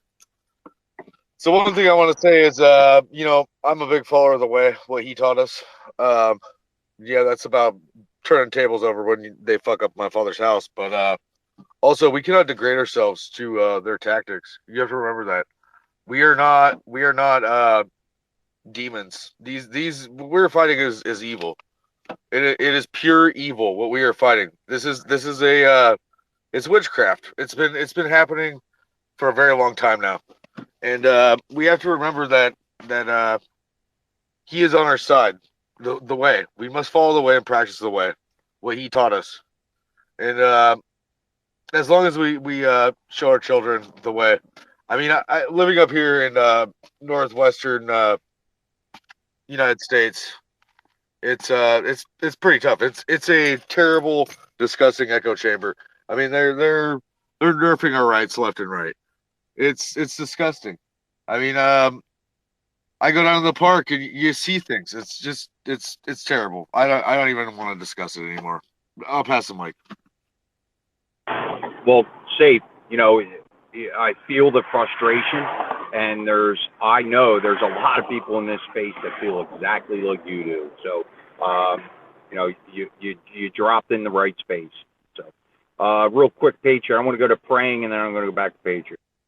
Yeah, so Carolyn, I'll go ahead and when I get off mic, I'm going to go retweet your stuff, definitely. And Janet, Marlon, okay, let me ask you a question. So, I mean, I grew up in the 70s, right? And so Janet's talking about debauchery. I mean, when did I don't remember anything debauchery happening when I was growing up that I need a phone to capture. I mean, and I lived in the Bay Area. We'd go to San Francisco and I mean, we'd see hippies and you'd see, I mean, but there was no debauchery. I mean, when did I think that we'd be using that term? I did put, and again, for people, and again, I'm blessed that I have time to go to, my city council and my school board, et cetera. But remember, they film those meetings. So our Chico School Board is on YouTube. Our Board of Supervisors and our City Council have their own internal live streams. But so if I can't get there the next morning, I'm going and I'm pulling up my screen recorder on my phone and I'm going to find the, 19 seconds of, Councilman Tom Van Oberbeek telling the hotel developer that, he would like to apologize for them being harassed by his citizens, being tortured by his citizens were the 19 seconds. So I'm going to post that clip of that GOP Rhino council member who, 2 weeks ago was approving a hotel in a senior community here in my neighborhood. It was outrageous. Anyway, but that's another way to capture your elected officials if you can't get to the meeting. I did also post in the bubble the movie The Dimming. If you haven't watched The Dimming by Dane Wigington, the leading the man that's exposed all of the geoengineering, geoclimate, weather warfare stuff, and he lives here in Northern California. please go follow him. Go follow his website. Sit down with your loved ones. It's a hard watch, 2 hours of an existential threat to this planet that I don't think a lot of people are aware of. And it's been going on for decades. But anyway, so I encourage that. That's where the climate garbage is coming from. It's all the weather warfare. So anyway, thank you, Marlon. Thank you. Remember, Omnibill, December, $865 billion for green energy. It hasn't been spent yet. Patriot. Yeah, I can go back to the point I made earlier. We have a cult and a culture issue in America that just seems to be getting worse and worse and worse, no matter, whether they believe in one thing or 10 things on this. There's been some interesting videos from some younger millennial women that have come out of Democrat indoctrination because they just couldn't handle it anymore. To be politically correct on the left, you have to check all your social media 6 times a day, and you have to change what pronouns are, and you have to change your beliefs constantly. It's a full-on cult. They don't believe in any facts because whatever Harry Sisson tells them on TikTok or whatever CNN tells them, even if it contradicts what they told them last week, that is now the new truth. And that's why these people have so completely lost their minds, is because there is no truth anymore. And that's where your morality went out the window, is they don't believe in truth. They believe in your truth, right? There is no more absolute truth to any of these clowns, because the law of non-contradiction is 2 lies cannot be a truth.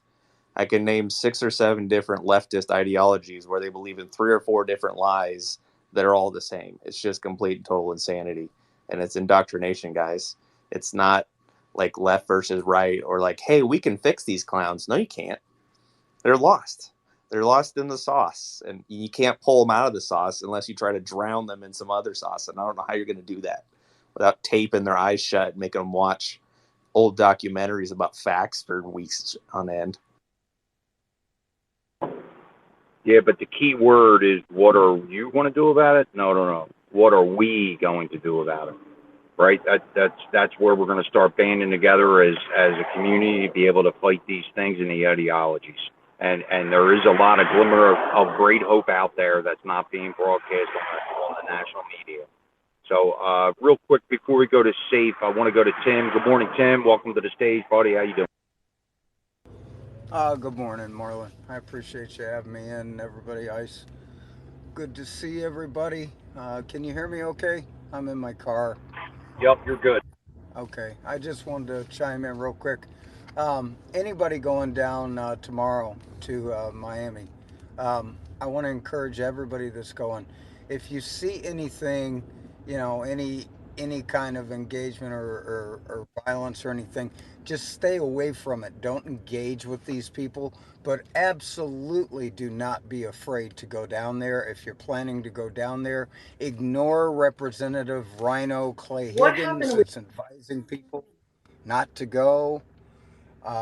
We need to show a stand of support, and they're trying to discourage that. Why is it the left can go protest and do anything they want, but as soon as the conservatives want to go and stand for our president, we're told there's going to be violence, there's going to be extremists. So do not buy into this crap. Go engage with your right as your First Amendment right. Do not engage with these people. If you see a group that starts something, don't try and get with them or try and stop them. Just ignore them and move away. That's exactly what they don't want to happen. And I'm just encouraging everybody, go support our president if you can. Well, thanks, Tim. And you're right. That leads me back to MAGA's suggestion that we have this in some cornfield. This way, it can't be disrupted on the fire that they're going to burn the corn down. I think this is more of what a Republican stance should look like. It makes me nervous to go in front of our capital now, not only in Washington but also in my own capital. They can interject and cloud that story. So I think another alternative is to not give them the availability to be able to have this in the middle of a cornfield this way. It can only be Republicans or like-minded people. I don't care if they're blue, white, red, purple, man. We want everybody there working on the problems, and nothing can be destroyed. I think this is a great tactic, and we're working on that. So, Tim, great stuff. Thanks for coming up, man. Maybe we can go to quickly to Safe. We'll go to Janet and then Carol. So I just want to speak on the, these supposed turncoats or whatever. You have the mulatto girl, you have, all these different figures on social media, Pearl, whatever. You just have to remember, there are psyops. We have to be wary of what's being planted out there. I mean, look at what happened. I won't even say it, but there's been nobody charged with the crime that they claim has happened there, and that's what's very, very sad. And there's plants. You know what I mean? I mean, look at the boys or whatever. They're proud or whatever. I mean, that was, it came out in the documents. It was proven. It came out proven. It was a federal thing, and it was all perpetrated by feds, and we have to watch out amongst ourselves and learn to see who glows, because certain people do glow, and it's very easy once you recognize the attributes of a glowing one. Well, thanks, Safe. We need help from all the communities, not just us. We need help from everybody, and that should be what we're striving for. And that's really what we're preaching in our spaces is the community and everybody coming with a collective voice. I think it'll be much more impactful, and we're working. What I meant really though is that we can't allow the glowing ones to instigate and perpetrate our truth and justice that we are purveying. You're 100% correct. We're being told a different story what's actually happening. Janet, please. Well, I have a name for your fields thing. It's called Fields for Freedom. And then just start making videos of everyone going to all these places during any type of event and videoing it and sharing it on every single person's timelines on whatever app they're on. YouTube, do live streams from YouTube called Fields of Freedom or whatever. But what I was going to say earlier is I listen to a man called Andrew Wilkow on Sirius XM on the Patriot Channel, and he's constantly saying what the left does. It's called the history of now. That's all they care about. It's a history of what's going on in their life right at this minute. Janet, I listened to Will Cal until I got on Spaces. So I like Will Cal. I like his, and actually he's a New Jersey resident. It's even better. His stock definitely went up, and I do like the guy's the way he looks at things. Yeah, I would actually like to meet him one day. Hey, boss, you got to check. I'm sorry, Ice or Susie. Do you know who was next? Did you check your DMs? We're short a co-host. Yeah, yeah. I'm sorry, I don't have my glasses on. Yeah. Okay. Yashada? Yeshua. Yes. Good morning. Good morning. Thank you. Carol, can you hear me, dear? Sorry. I don't know when did they stop teaching ethics in school? It's like it seems like the computer industry, when its growth happened, did its growth without ethics. It's like they have no ethics. The other thing I think that's really bothering me is these ESG scores. I think there must be some kind of thing that they put in one of these bills that requires all these companies, to have these ESG, to have diversity, equity, and inclusion inside their companies. And and it's like that's what's taken down, I think, a lot of these companies and changing these people's, to some insanity. that we've got. But the real reason I wanted to come up is I agree with you. You know, we need to unite, but I just have one thing to put into that, and that is we must. I believe we must do it under God, and that's what this country stands on, and that's how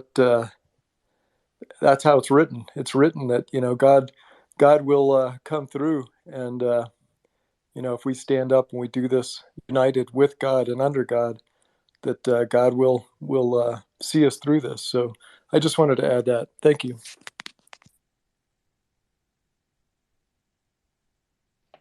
Thank you.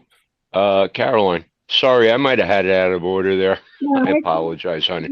it's okay. I'm pretty antsy today. I had a big eventful weekend, a fruitful last week, and I'm working very, very hard, very hard. And I'm frustrated and with a lot of different things, but that's part of it. Listen, if you're really comfortable, you're probably not as free as you think you are. Okay. And God moves mountains, but bring a shovel. Okay. We have to work through this. Okay. Look at the word through. It has rough in it. You take the th out of it, and it's rough. It's rough getting through. We have to go through this head on. Okay, we have to go through this directly head on. And I can answer Tim's question to a degree. Why does the left get away with it? Why do they get away with it? Because they're united. They're on the same page. Okay, they're on the same page, and they know how to do it. There is controlled opposition all over the place here. And we have people within our own party. All we have to do is look. Well, I'll just pick one person, Lindsey Graham, for instance. And then I can go down the line with hundreds and hundreds and hundreds of people in our own party that want the worst for us. And you think that Adam Kinzinger is like the only one, and Liz Cheney? Give me a break. This is why. This is why they're getting away with it. And this is why we have to be extra careful. We have to watch how we behave. It's our reaction. They are waiting for a reaction. This is why I call for calm. Like, we can be in motion. We do like what Janet says. I'm just saying, there's a time and place for everything, but our reaction is so important. They are depending on emotions. Okay. And my emotions get going too on these spaces and stuff like that. But when I go out in public, or when I, behave in public, or when I behave around, I behave within the law. I behave within, that's dignified and that's responsible. The other thing is you need to know where you're at. Like, if you're going to start taking videos and stuff like that of other people, and absolutely I'm for that, but you have to know where you are. You have to know where you are. We need to dox these people. Don't safe space me with your down thing. Okay. We have to dox people. We have to dox the people that are doing the bad thing, but we can be legal, ethical, and moral. There is not illegal to take a photograph of somebody in public. Okay. That is not an illegal action, and it is very efficient. Most cowards hide when you expose them, and they are weakened deeply by being exposed. So we need to be smart. We need to fight smart, fight back smart. And so that, we have a lot of wolves in sheep's clothing, and it's confusing, right? They can be very confusing, but just always say to yourself when you're confused, who is the author of confusion? Not God. So if you find yourself confused, that is, for me, when I find myself confused at any level, that is the perfect timing for me to pause, stop, and take an inventory of exactly what I'm doing. Why do I feel the way I feel? And is it valid? And are my actions that I'm getting ready to make wise actions? And what is the consequences of these actions? And am I prepared to pay for those consequences? So these are good words. These are words to live by. These are words that were taught to me by somebody else that are wiser than me, other people that are wiser than me, and they have served me well. And I yield. Amen, sister. So Iceman, I was stuck in the back, locked up, but I'm back, but I don't know what the order was. I got you, boss. No problem. I'm going to go with safe, and then Susie, and then Andre. Andrew. Yeah, I'll get it right sooner or later. I'm so sorry, Andrew. I just can't get it in my head. Go ahead, Safe. Yeah, so I mean, what do you mean by doxing exactly? Because I'll admit to you guys, I'm probably the youngest person on this whole thing. I'm 1990. I mean, I've been involved in all sorts of internet forums that that have done multiple things, especially back in 2016. But I mean, like, I don't think you know what you mean by doxing. I guess, like, yeah, you can put everything, all their stuff out there, but like, are you like going to engage in like swatting behavior and stuff like that? Because that's the purpose of doxing. Doxing isn't just like putting their information out there. Like, what good does that do? We all know that, but it's to go on to what you went on with your spiel there was, yes, we have to understand that this is not just political. This is good and evil. This is right and wrong, truth and justice. This is it's called satanic doublespeak. You watch it happen every day. It is it's heartbreaking. I'm at a loss for words. I apologize, but honestly, it's we I get the angst and the anger and the call for action, and what do we do? But the other thing is that anything that we do to organize or gather is going to be construed and categorized by the DOJ as terrorism. I mean, I hate to say that word, but like, honestly, you realize like anything we do to coordinate, gather, conspire, they're going to call it conspire. It's going to be labeled. It's going to be put down so hard in all of our lives. You think doxing, blah blah, all you're doing is putting yourself out there. The best thing to do is to just take notes, keep the notes, and hold things. I mean, if you want to be the most powerful guy in the room, you just be the most quiet. You take it all in, and it's we're at a very strange point. I mean, I have these cousins, I have coworkers. It's I've watched people turn. I've watched people flip flop in their beliefs and values. It's very fucking it's excuse my language. It's very disheartening. I've watched people be consumed by evil. And this is why I know that this is not just a a political thing anymore. It's the truth. This is what he told us about, and we need to be prepared. So, Safe, I'm telling you, I can hear it coming out of you. This is the exhilarating part on why we open these spaces, and that's why we continue to build a site to be able to have a collective thought. So, I implore you to, look into what we're doing at MAGA Mission and sign up and get on the train. We all need help. All of our community needs help. I've been targeted in my neighborhood for flying a every year on 4th of July. I like to put up a nice 30-foot pole and a 8x5 flag. And my neighbors are. I don't light up any fireworks. I don't do anything. I live in a not an HOA but a suburb of a medium-sized town in the state of Washington. And my neighbors they see it as a hate symbol that I put up an American flag on the 4th of July. And that's when I really realized this is like it's the Twilight Zone. We've crossed over into something weird. There is this brainwashing within society. It's terrible. Yep, it's a conditioning. They've been conditioning us for decades. So there's a lot of people in this space that believe like I do. Susie. I am so sorry. I didn't hear a word of what Safe said, so I hope I don't derail things. But Caroline, I love you and I respect you. But when are we going to stop being polite? When are we going to start showing that we are people of action And I'm not just talking about calling our Congress people, because those Congress critters don't give a shit about us. When, hey, the founders would be stacking bodies like logwood by now. And here we are sitting here doing nothing. And, we can write, we can call, we can do all these things. And I know that, that January 6th, boy, they have made an example out of the January 6ers. They have made us afraid to go and protest now at this point. And because we all know that they're coming for us if they do. And when is enough enough? When is enough enough? No, I'm not calling for arms, but damn it, I'm calling for pitchforks and torches at the very least. Because this is we are losing America.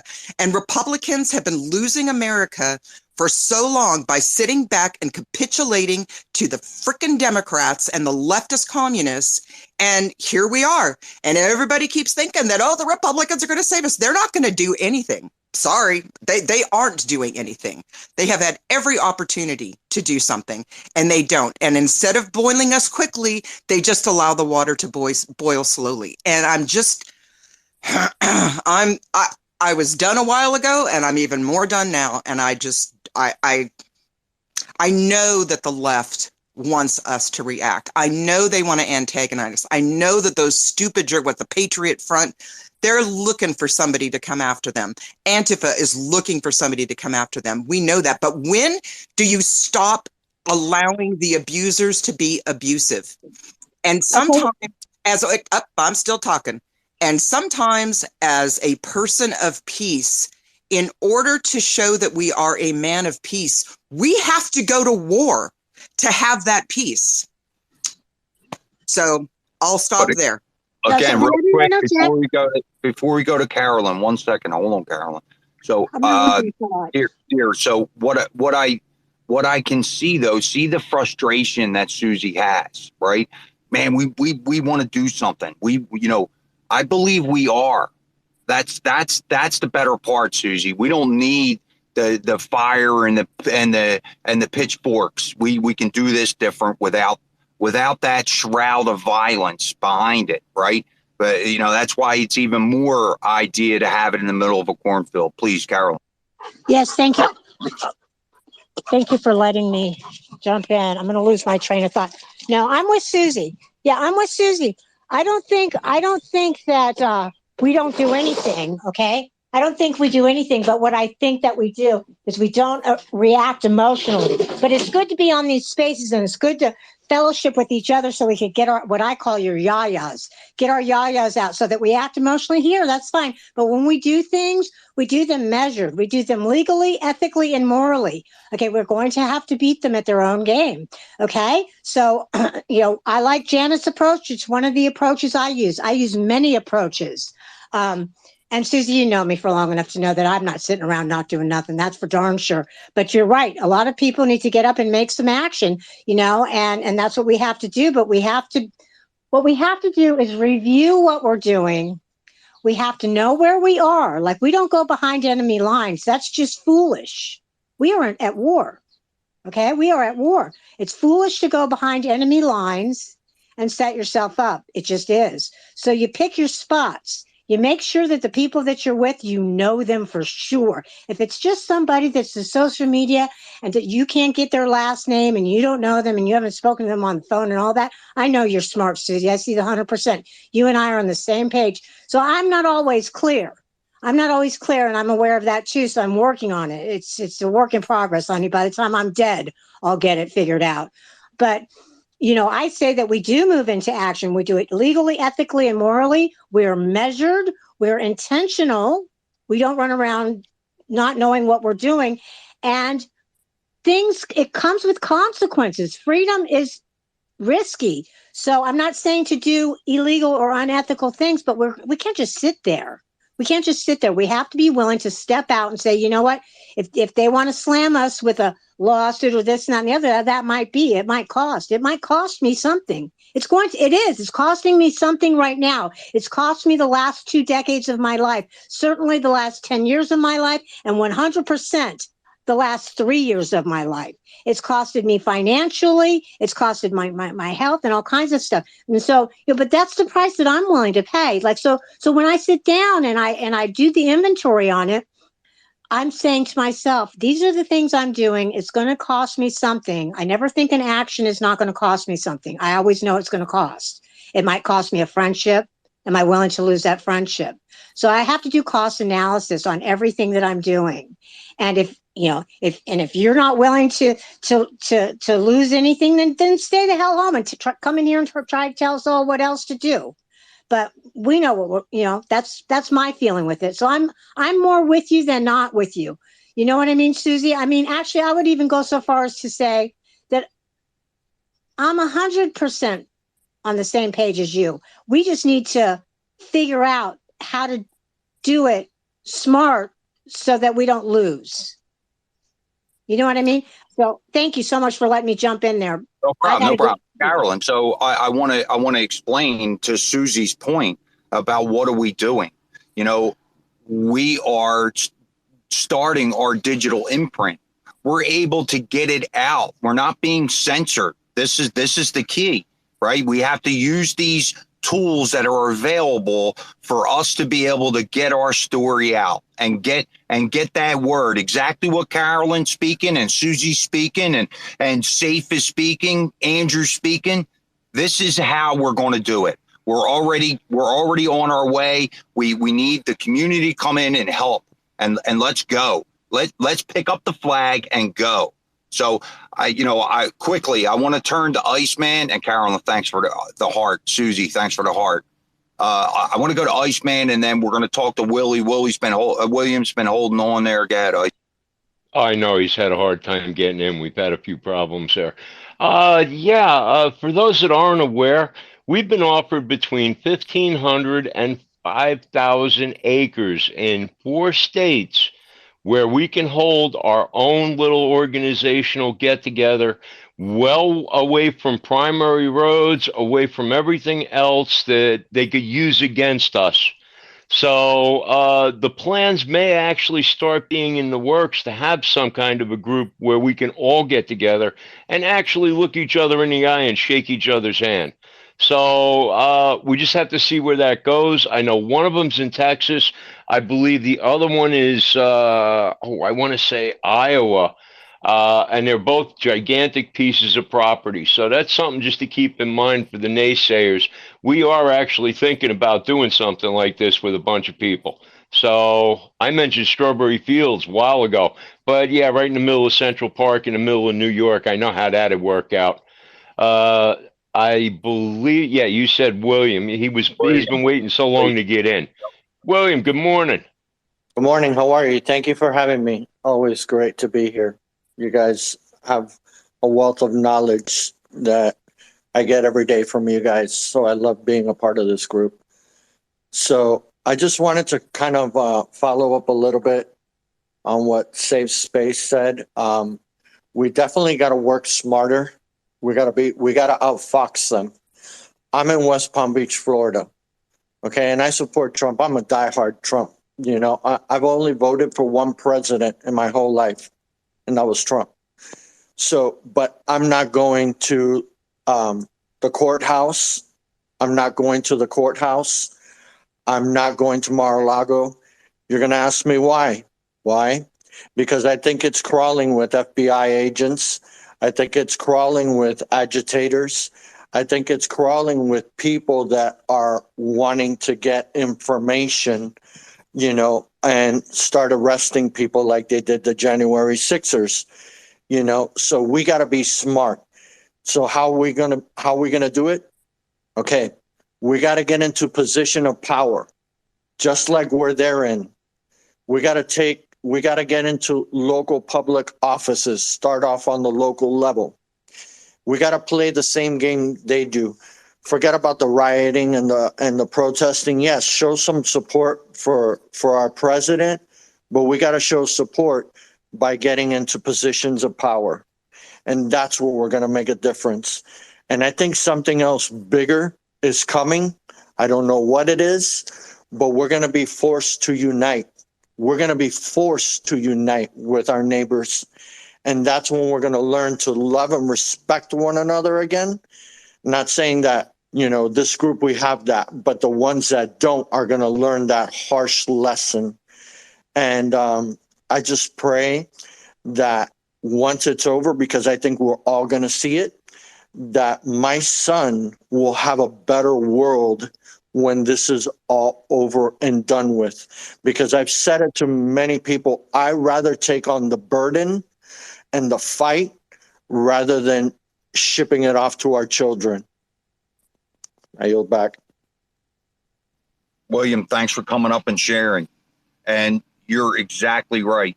We have America in our sights. We've lost it. We need it back again. Quickly before we go to Jim, I want to welcome MAGA to the stage. I've been, your idea with in the middle of the cornfield is getting more popular, more demand for it. So, how you doing today, MAGA? You there?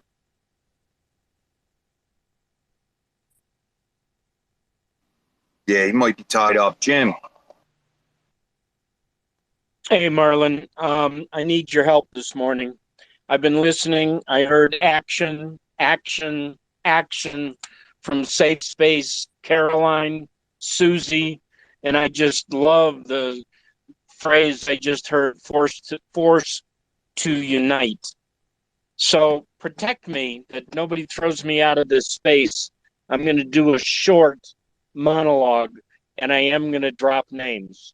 But I think I've built some credibility with you and others here. So here goes. This morning, I decided to take action. So I'm glad this is being recorded. Remember this date. It is Monday, June 12th, and you heard it here first. If you had 700,000 volunteers at your fingertips, and you had billions and billions and billions of dollars, you could do what I did this morning. I will not tell you who I sent it to, but it was 3 individuals.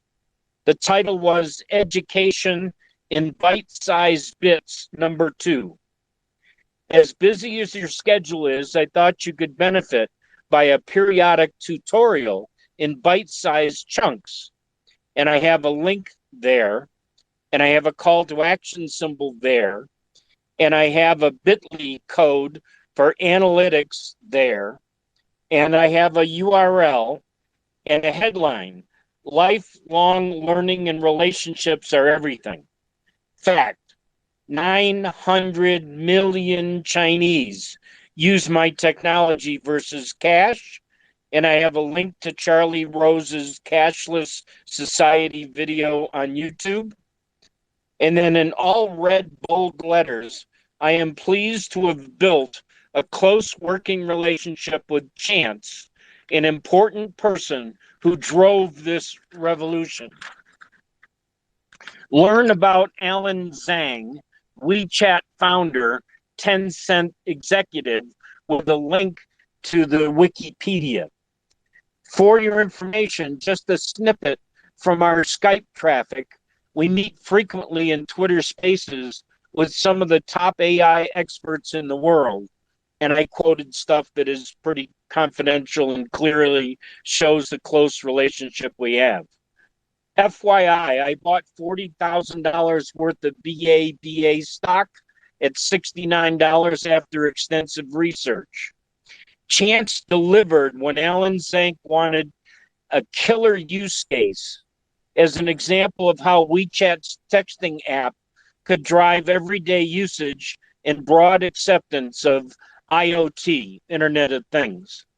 The photo cube Chance developed became that piece of hardware to begin the revolution. Together, Alan and Chance sold $400 million of this solution. Country1st.com has the Magic Cube trademark. And that was the end of my email this morning that can change what's going on in America. Thank you for your attention. Thanks for coming up, Jim. Patriot. Yeah, I'm not getting on board with anything that has to do with CCPO and WeChat. Sorry, bud. Well, although, Jim, we love that you come up here with the alternative view. And, and that's exactly why I do like people to speak and speak their minds. If we don't hear all the solutions from all the different communities, how could we come up with a competent solution? So, I enjoy the different aspect, Red Pill. All right. Well, I've got an observation, basically, and maybe a little advice if anybody wants to listen to it. This new technology, the spaces thing, the way it's taken off, especially in the last couple of months. I know it's been around longer than that, but it's really kind of grabbed hold. It really reminds me now when I sit and I listen, because I listen to a lot of spaces, this one and another one in particularly. It really makes me think about how this country pre-revolution, how we got our thoughts together and we united to start the revolution, and it was in the taverns. And the reason it was in the taverns, well, other than the fact that people needed something to drink, was that the mail, the information from around the world would be delivered actually to the taverns. And so you would get your news there. You would have people there that could read and they could share the news of what was happening around the world.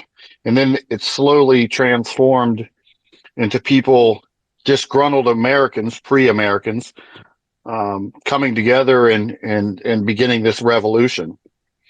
I really think that if I had anything I could offer Elon, I would say, hey, we need to start calling spaces the tavern. But nonetheless, with that being said, here's my little bit of advice. Just remember something. The difference then, there's probably some similarities then. You probably had infiltrators in those taverns, spies, people taking names, collecting information.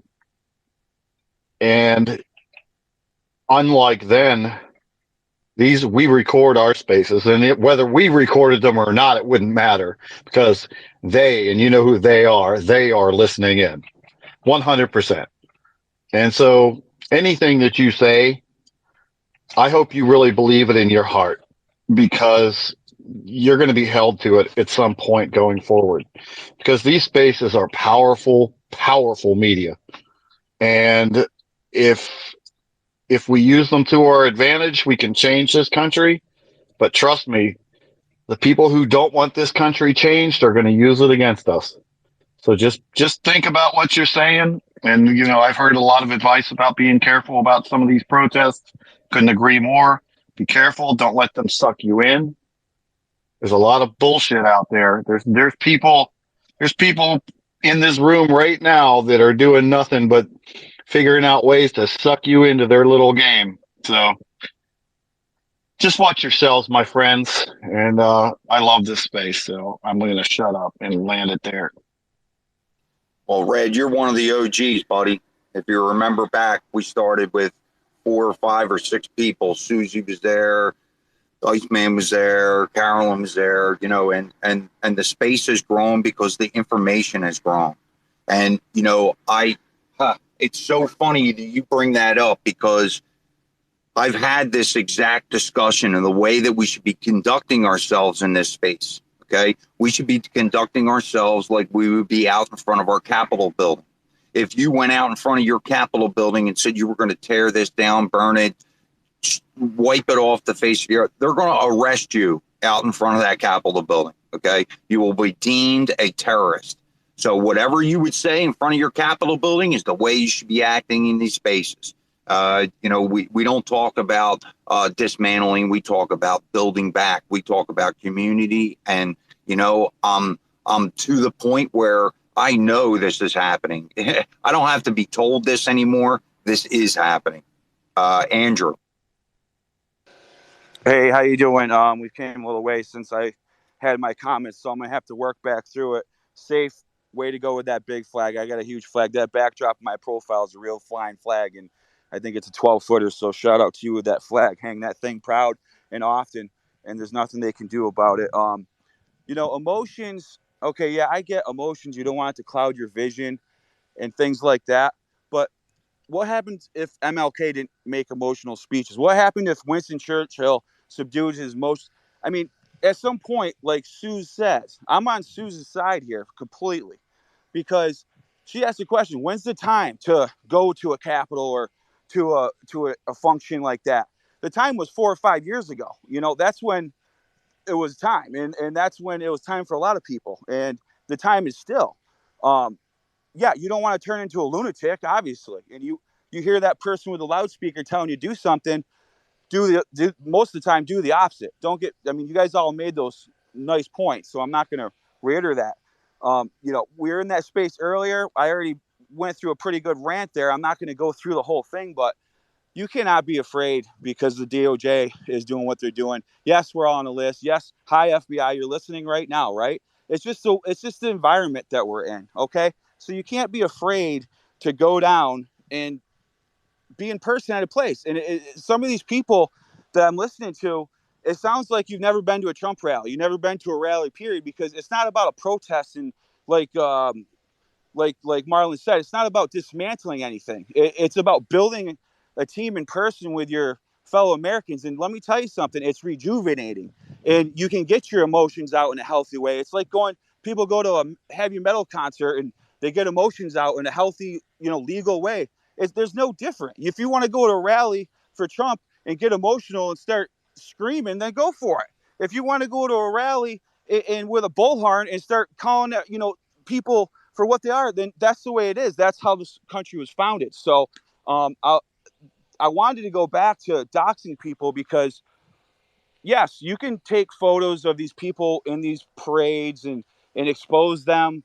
And all that's going to do is make them stronger in their community. I mean, they don't care. They're in the middle of the road looking at a guy in a thong. Of course, they don't care. So you're not going to go too far with exposing these people because they basically don't care. But what I do agree with is exposing them to your friends that are conservatives that have no idea. Like this morning, that's what I was doing. That might have got me a little fired up on that other thread there. Yes, do that, because a lot of your conservative friends don't have any idea. But as far as trying to expose them being in the parades, doing these things when they're kids, they just don't care. It's going to make them stronger. They want to be exposed. That's why they're there. And I'm going to land it there.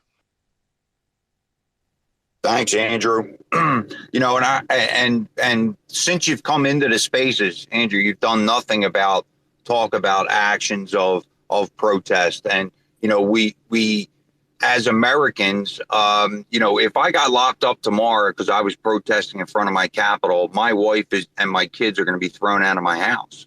There is it's instilled fear to be able to step up and talk. So, I look at it like right at this very moment, I can't take that risk. But what I am going to do is I'm going outside the box. I want to work around that to be able to have this exposed. And it's not just Twitter; it's out there in the world, right? So these spaces, this language, this community talk is well beyond Twitter. That's going to be the more impactful. It's going to be a digital war, and we're starting to get geared up. So, I love the different aspects, but we have to look at what's practical for Americans to be able to do. And I think some of those are being laid out here. Safe. Well, yeah, just hold on, Safe. Marlon, you're absolutely right. I mean, everybody has their own appetite for this, okay? So I'm not putting anyone down. Everyone has to do what they're comfortable. Everyone has different financial situations. Everyone has different responsibilities. So you're absolutely right there, Marlon. But that's where they instilled it in January 6th and making those guys do a plea deal before they even got their evidence in a discovery packet. That's just un-American. How the prosecutors are able to get away with this and the judges approving it. That's really where the crime is. Safe.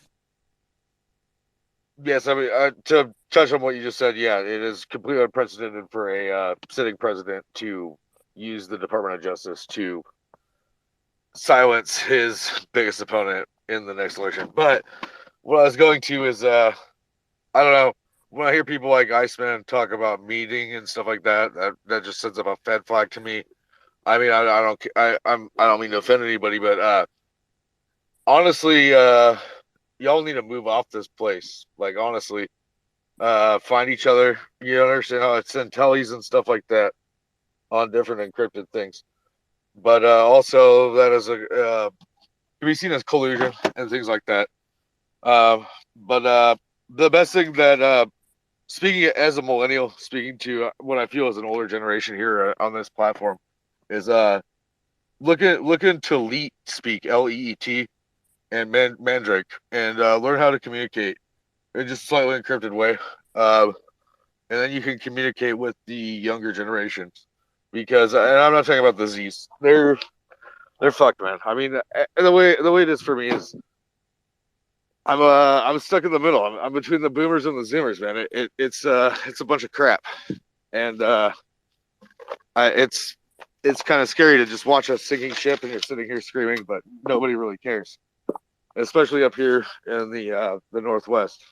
It's very, very, very you lose hope, and that's what we call the doom pill. I mean, especially when you see Alex Jones, you watch Alex Jones, and all of a sudden, shit Alex Jones says gets proven right. You're just like, well, fuck. It's the doom pill. What are you gonna do? And honestly, the consensus in my circles is there really isn't anything. It's just watch Clown World. Your votes mean nothing. I mean, that was proven in 2020. Yeah, your votes don't mean shit. Look at the Dominion voting machine, and then you have these anti-Semitics that compare it to, if you question the fishy voting machines, then you're compared to a freaking Nazi, which is anti-Semitic on their part. They're bigots for trivializing the Holocaust. And we have this. If you're a white male, you're automatically toxic. It's this attack. It's cis. You're cisgender. That's an outright bigoted statement. It's we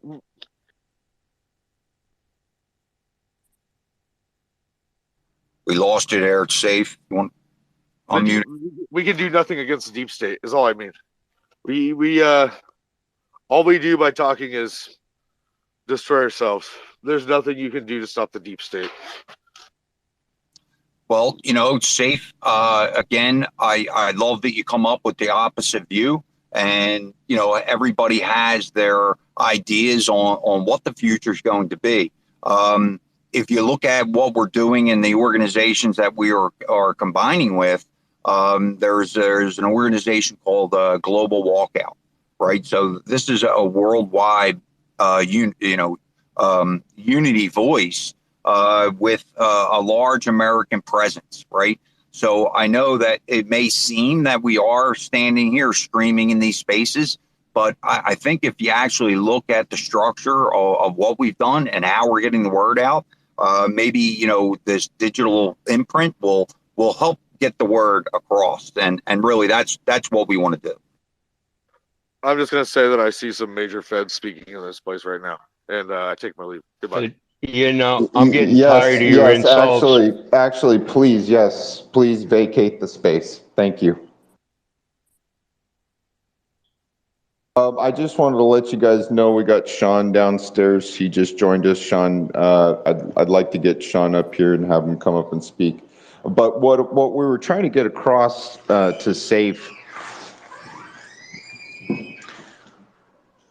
what I was trying to get across to him is that it's the outcome of going and at January 6th that ended up with people being indicted. That's the whole outcome of going into the actual location and these protests. And even people that suggested to go there and encouraged people to go there were being indicted after the event. So got to think about that stuff. Sean, welcome to the space. It's a pleasure to have you here. You have your hand up, so you have the floor. Caroline, I'm sorry, I'm going to yield to the gentleman. Hey, thank you for having me. I was brought here by Deb. I think she's down there. Deb Nem, just Deb Nem. I got in at a cool time because apparently we're all feds if we think that our vote matters. And I want to caution people against, and it's a shame that he left because I was looking to actually have a conversation with him. But, you know, I want to caution people against that thought process. It's okay to black pill about our elections. I'm not here to tell you that our elections are free and fair. I 100% believe 2020 was stolen, and you know I don't think there's a question about that now, especially after what we're watching what the Biden administration is doing. But the idea that our vote doesn't matter, or what's the point of participating in the only process that we have? There's no way to win if we don't do that, right? Like it's like a hockey team. We just decides, well, the refs hate me, so I'm just not going to try to score. I'll show them. Like, no, you won't. You're going to lose every game. So what I like to do is I like to kind of flip the script and say that it is possible. 2016 shows us that it's possible that despite a rigged election, that election was rigged against us. We know it. The Durham report, we've known it before the Durham report. Despite the fact that these elections are rigged, we can overcome the rig, we can overcome the steal, we can adapt, we can evolve, and we can win. And that's the point. I mean, I've been an activist on Long Island. Deborah could tell you. We did some really special things on Long Island. We did some really amazing we had some really amazing victories over there. We had some defeats over there. I mean, you're not going to win every single time either. And sometimes when you lose, it's better than winning because you realize what you're doing wrong and how you can overcome and evolve and keep moving. You know, if we keep doing the same things and expecting things to get better, we're just as insane as the left. But this idea that you can't outvote the machines. I mean, if the machines were rigged against everything, how come like Lauren Boebert won? She won by 100 votes. I mean, that seems to be like, well, maybe the easiest race to steal. Claudia Tenney in New York in the 2020 election won by 84 votes. I mean, if their machines were rigged, why didn't they steal that one? To me, I'm not saying that I'm in favor of Dominion voting. I'm not saying that I want machines to be counting our ballots. I believe paper ballots, voter ID, same-day voting. These are all common sense things that I will agree with every single person about. But we can't get there unless we put people in place to get us there. That's the point. And so, you know, we're in the spaces. We're talking with one another. We're trying to plan for the 2024 election, and that's a good thing. You mentioned a couple of groups that are organizing to do things together. That's a good thing. And it has to be, there has to be the idea. We have to at least understand that this did not happen with the left overnight. They did not wind up in these places of power overnight. It may seem like it hit us overnight because it seems like it hit us very quickly. It was an avalanche of all of these terrible things. You know, Black Lives Matter rioting in the streets. Now you got kids getting chopped up, you know, in the name of gender affirmation. You know, you have socialism, taxes going through the roof, inflation. They're burning down food processing plants. These are all things that we're seeing now, but this has been going on for the last 20, 30, maybe even 40 years. This is not something that happened overnight. And so we're going to have to invest our energy. We're going to have to invest our efforts in taking that same 20, 30, 40 year, you know, process and doing that ourselves to get it back to where we want to be. I love Trump to death. I'm supporting him in 2024. I'm not thinking twice about it. And he's going to be able to reverse a lot of things day one, but that's not it. He wins in 2024. That's not, okay, cool, we're done now. Like, no, we've got to make sure we have the next generation ready to go. We got to make sure that, you know, our next presidential nominee is not someone who's going to sell us out. I love Byron Donalds. Guy's a career politician. You know, are we confident that he's going to be able to follow through? Right now, it looks like yes, but I would have said the same thing about Ron DeSantis 2 or 3 years ago, and now I'm not so sure. You know, I would have said the same thing about Marjorie Taylor Greene just a year ago. Now I'm not so sure because of how close she's gotten with McCarthy. So the point is, this is going to be a process. This is going to be something that we're going to have to really be invested in and dig in and participate in, not just for the next year and a half or 16 months or, you know, next couple years, but for the next couple decades to weed out all these bad actors, because they're not all just going to resign and walk away by themselves. A lot of them are going to hide. Look at what's going on in Twitter. I mean, there's a lot of bad actors that kind of hid and they're getting outed one by one. And I don't know if Elon Musk is necessarily the answer either or the best thing that we can do either, but it's definitely better than it used to be. The point is that, you know, we may be able to fire all these people that we know are bad actors, but for every one that we fire, there's going to be 1 or 2 that are still hiding that are ready to kind of activate as a sleeper cell within our government. So the point of the matter is that I want to get to, and just kind of to motivate everyone, is to look, we won rigged elections. We have succeeded when the odds of the deck has been stacked against us. 2016 was stacked against us in a way that I never thought could happen in American elections. You had the entire intelligence apparatus spying on a presidential candidate under pretenses that were fabricated by the candidate's opponent. The candidate's opponent, Hillary Clinton, who was working with the sitting White House to do it. That's third world country stuff. That's stuff that Joseph Stalin would look at and go, that didn't happen in America. And we'd show it to him and he'd go, wow, that's awesome. That's the Soviet Union. They do it better than me, right? I mean, these are things that Fidel Castro would applaud. These are things that President Xi, who we now jail his political dissidents, by the way. Miles Guo is in jail. He shouldn't be. That's one of President Xi's political dissidents. He would be proud. Mao would be proud. Mussolini would be proud. Pol Pot would be proud. Hitler would be proud. These people would all be excited about what we did in our elections in 2016, but we still won. We had no business winning the 2016 election, but we did it anyway.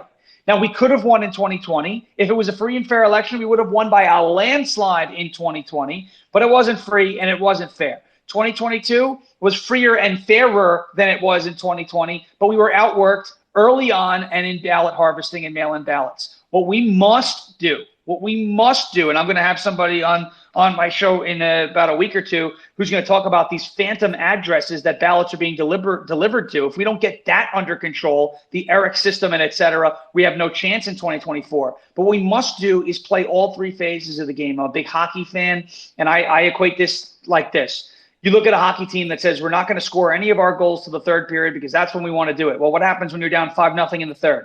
You're not scoring 5 goals in 20 minutes. I don't care how hard you try. So we need to encourage people to embrace all three phases of the process while they still exist. When we get the right pieces in place, we can change the process to same-day voting, voter ID, paper ballots, no machines. But right now, we have to play with what we've been given. We have to play the cards that we've been dealt. And what we have to do is early voting. If there are people that are blackpilling on voting on election day, well, I'm not going to go because the machines are just going to die. Get them out early. If there are people who are blackpilling about my vote doesn't matter, no worries. Don't even leave your house. Vote by mail. By all means, vote by mail. The more ballots and numbers that we could throw at the board, the better chances we have. That's the only system that we have right now. And so I want to encourage everybody to just think in those terms. They go, yeah, I know the odds are stacked against us. These elections are not free and fair, but that doesn't mean it's impossible. It should serve as more motivation to prove all these other people wrong that we can't do it. And when we do it, and when we win, the shock and the awe on the faces of those who rigged it against us will be priceless. We will be sitting there celebrating in the streets, hugging each other again, because we will be taking our country back and we'll be taking our first step to do so in 2024. That's all I got for you right now. Well, Sean, thanks. That was great. That was a mic drop, dude. So you're exactly the motivation that all these communities need. Your average American needs that pat on the back and get them to wake up and look around. Yeah, great stuff. Thanks for coming up and sharing. We're going to go to Carolyn real quick. Okay, yeah, thanks so much. And I'm so glad that that Iceman chose Sean before me. Good job, because I need to hear that because he's like-minded with myself. Sean is correct. We must use the process. We need to restore the republic, and we need to do it via process. They want to make us abandon the process, and they keep saying abandon it for this time only, like they're going to give it back to us. They're not going to give it back to us. We, at all cost, we have got to hold on to the process, because it's a trick if we don't, okay? Because we need to restore the law of the land, okay? And because we're fallen right now. And so we can't restore the law of the land by breaking it. We have to keep on to it. We have to keep on to it. We have to tough it out. I wanted to also push back a little bit on Andrew. I noticed that he swapped out protest for rally. We're not talking about going to a Trump rally. I've been to all kind of Trump events, and they are fun, energizing, and I encourage everybody who who likes to have a good time and be lifted up to attend those rallies, because those are all like-minded people. You're in the right company. There's very few people, and there's feds in there too, but they are highly outnumbered. They are basically just looking around and taking information. They have no power there, so to speak. They're not in their land of Oz, okay? They're in our land. But Andrew wasn't talking about rallies. He was talking about going to the capitals or down to Miami. That's a whole nother thing. Now, listen, I'm not telling anybody where they should go, where they can't go. I'm saying that don't run on your emotions and write it down on paper. What is the cost analysis? What are you doing? Why are you doing it? And is it effective? Okay. So I wanted to clear that up, because he kind of swapped out. He went from, we were talking about going down to, protesting. People were talking about protesting. Safe was talking about protesting and January 6th and all this other stuff. And then all of a sudden he was like, if we should be able to go to a Trump rally. No.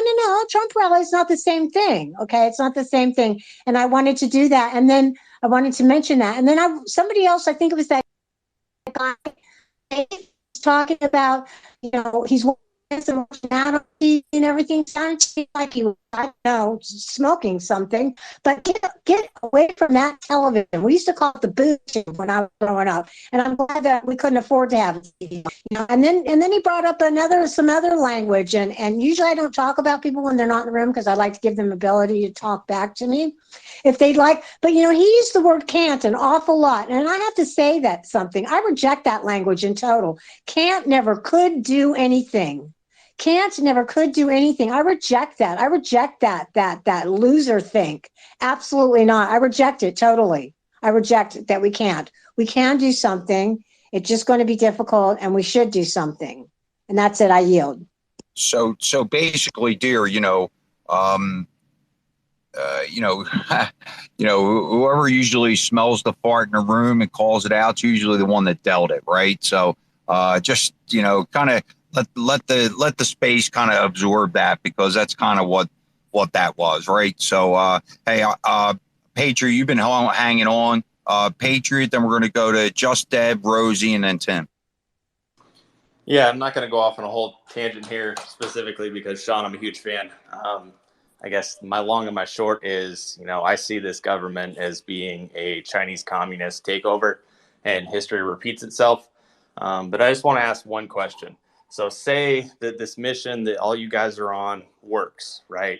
But it still doesn't beat the Democrats' $100 million ballot harvesting machine, and Trump loses by like 100,000 votes. Is the plan still give them 4 more years of destruction and vote for Trump in 28?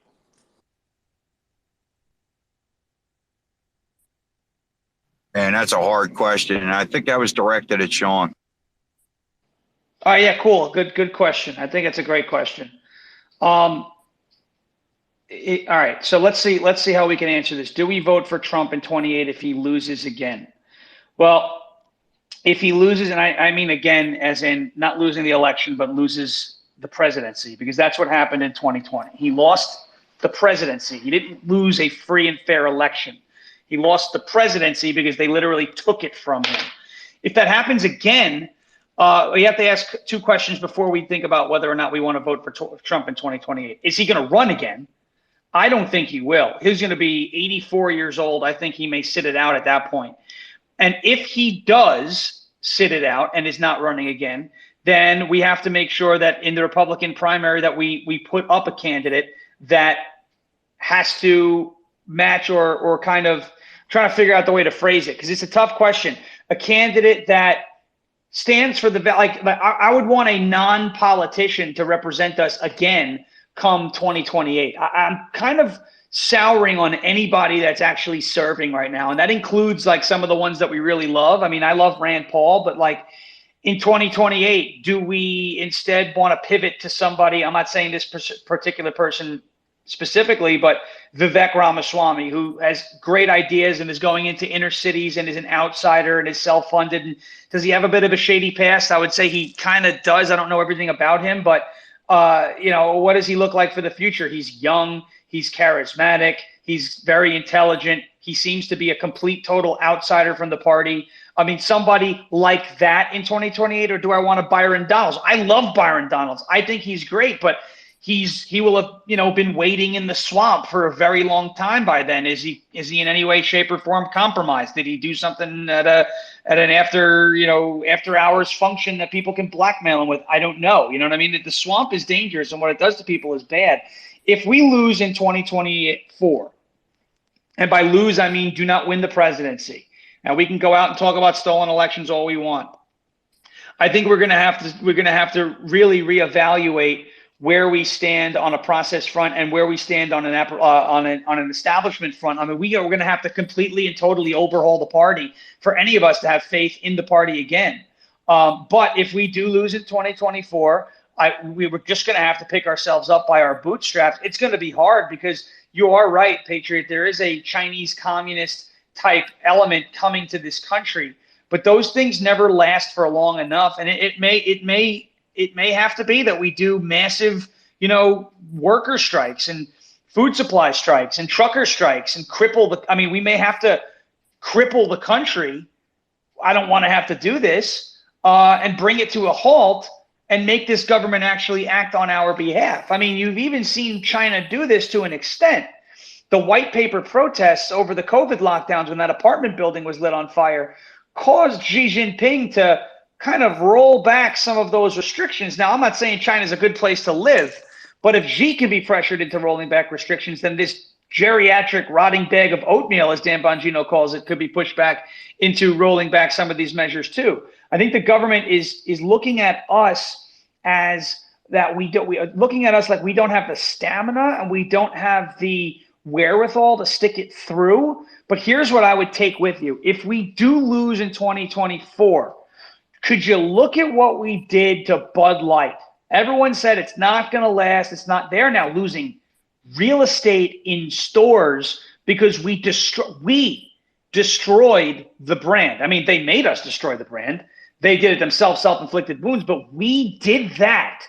That's one of the biggest brands in the nation. We did that, okay? Target has lost $15 billion in revenue because we decided we aren't going there anymore. So if this election in 2024 is stolen, if our guy does not win and things continue to go in the direction that they're going in right now, and I cannot imagine how it gets worse, but it definitely can, right? Then we have to decide we are not playing, okay? We can create a totally parallel detached economy. I think a tax revolt would be a very interesting thing to think about. That doesn't mean not paying your taxes. That means stop the flow of money, right? Claim every single exemption that you can claim up front. Instead of asking for a tax refund, let them come to you for money, right? Don't give them anything up front. They will be crippled. Stop truckers, go on strike. It's going to hurt us. Costs of things are going to go up. But I'd rather watch the cost of things go up and force action among our government and among our leaders than just sit there, deal with it, and continue to watch our rights and freedoms get eroded away, wave after wave after wave that keeps crashing on shore. So, I mean, the game plan after 2024, we have to think long and hard. Do we start doing sit-ins? Do we start doing massive? I'm not talking about 100 people, 200 people, 1,000. I'm talking about hundreds of thousands of people synchronized across the country. Massive waves of civil disobedience, worker walkouts, strikes, all of it. All of those things that make this country go will have to stop in order for the government to get the message that, oh, crap, we really are public servants. They don't serve us. We serve them. We better get our act together. Kind of humble them a little bit. That might be what we have to do in 2024. Now, I have faith that we are going to win in 2024. I have faith that they're going to try and rig the hell out of the election, but that we're going to win because there are a lot of people who just seem to be turned off by what's going on right now, including Democrats. And when you look at polling and you see independents breaking 70-30 in our favor, and you look at polling and you see Republicans are 95-5 in our favor, and you look at polling and you see Democrats that are, maybe 60-40 not in our favor, those numbers are going to be hard to overcome, even with all the rigging. So I think it's a good question, 2024. If he loses, do we vote for him again in 2028? I don't think he runs again in 2028. I think this is his last go-around. He's going to be too old. I don't know if I'd feel comfortable voting for an 84-year-old to be the president of the United States. Guy doesn't really take great care of himself. Not the best diet. I understand you don't have to be a weightlifter in the White House. Not what I'm asking for, but I don't know what condition he's going to be in 2028, or if they're going to do something even worse to him by then. But if we do lose in 2024, maybe it may come time for mass civil unrest in the country, protests, peaceful protests, strikes, supply chain bottlenecks, etc., to bring this country to a halt and to humble the government and force them to act on our behalf. That might be the road that we have to take, and I'm all here for it. Well, Sean, to your point, I want to pick out something.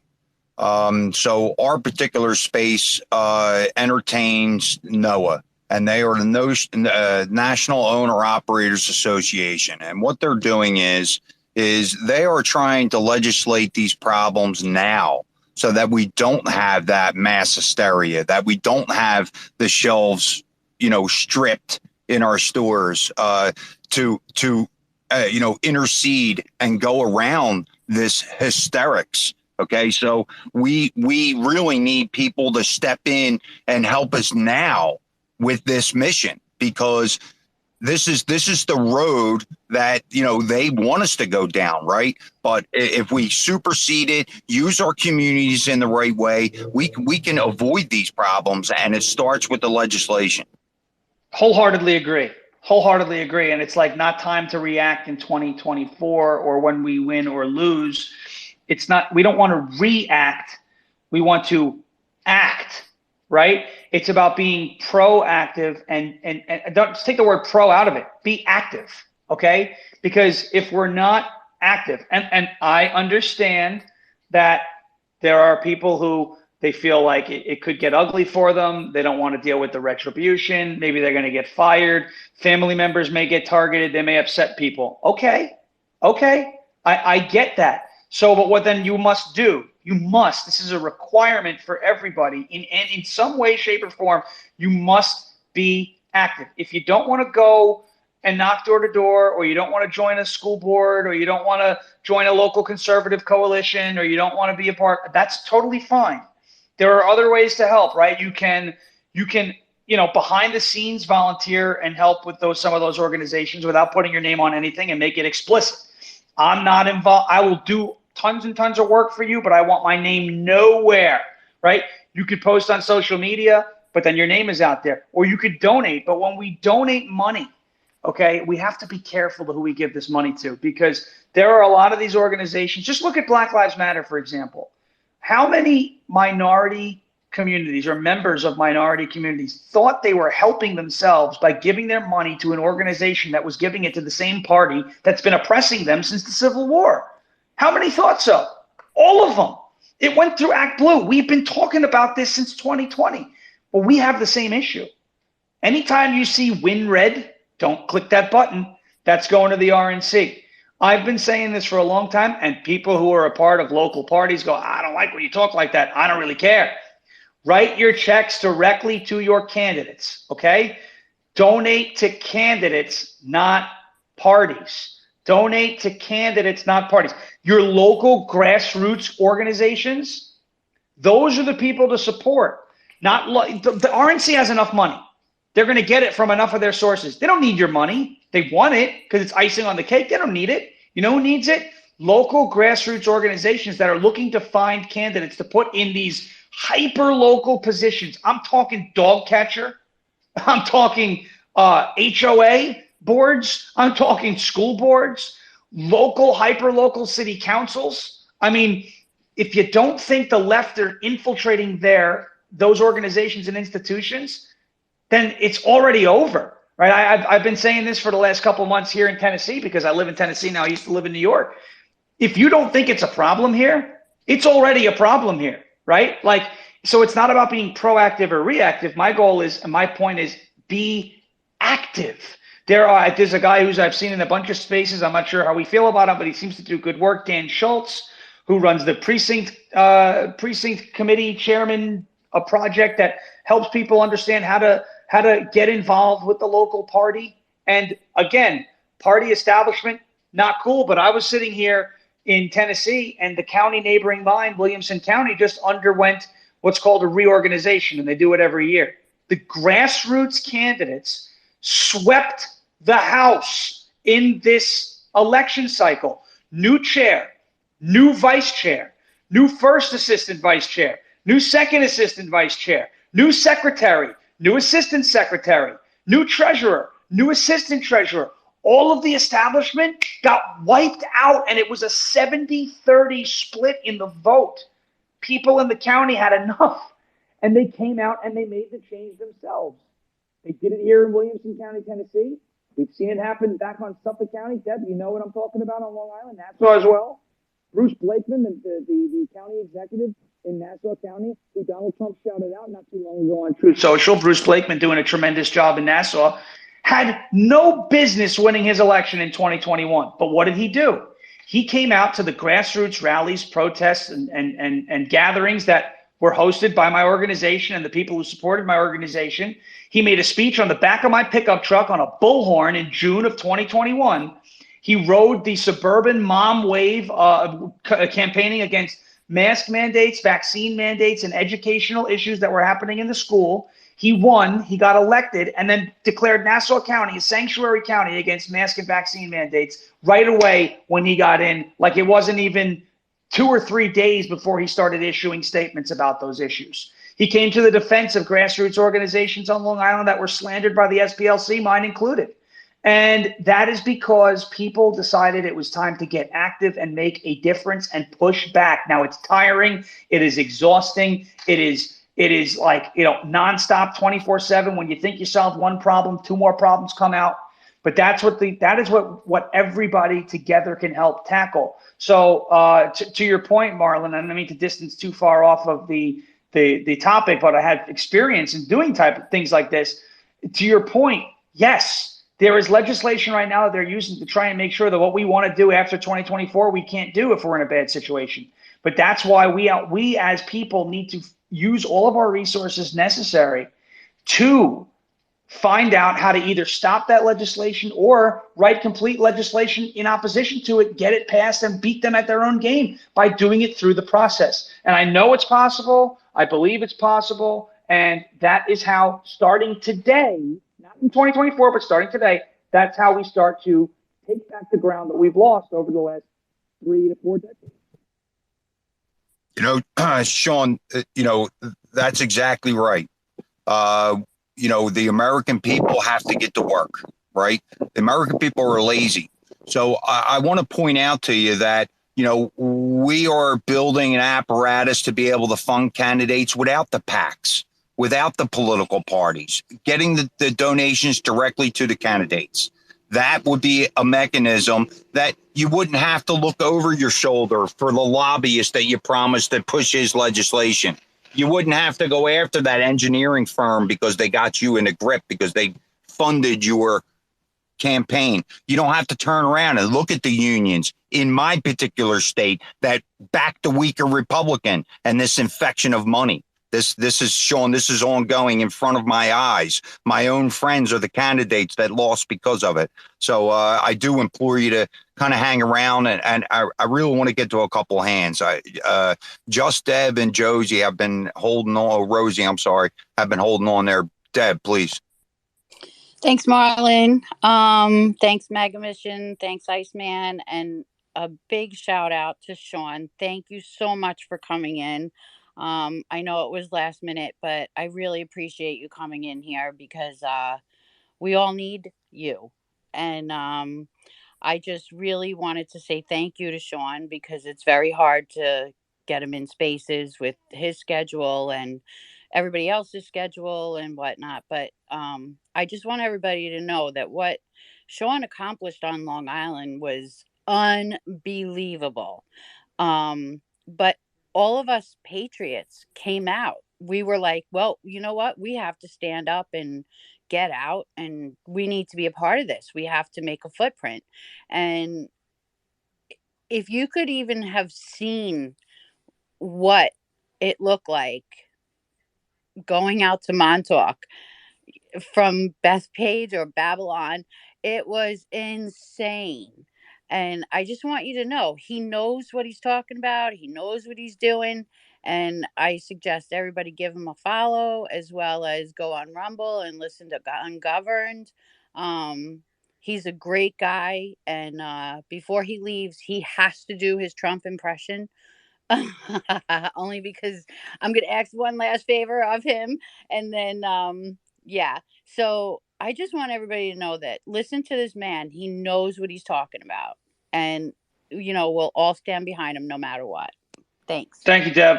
Thank you, Deb. Really appreciate it. She's one of the first supporters of what we were doing on Long Island. We had some crazy rallies out there protesting a lockdown, supporting Trump during the 2020 election. We took over Fifth Avenue, New York City.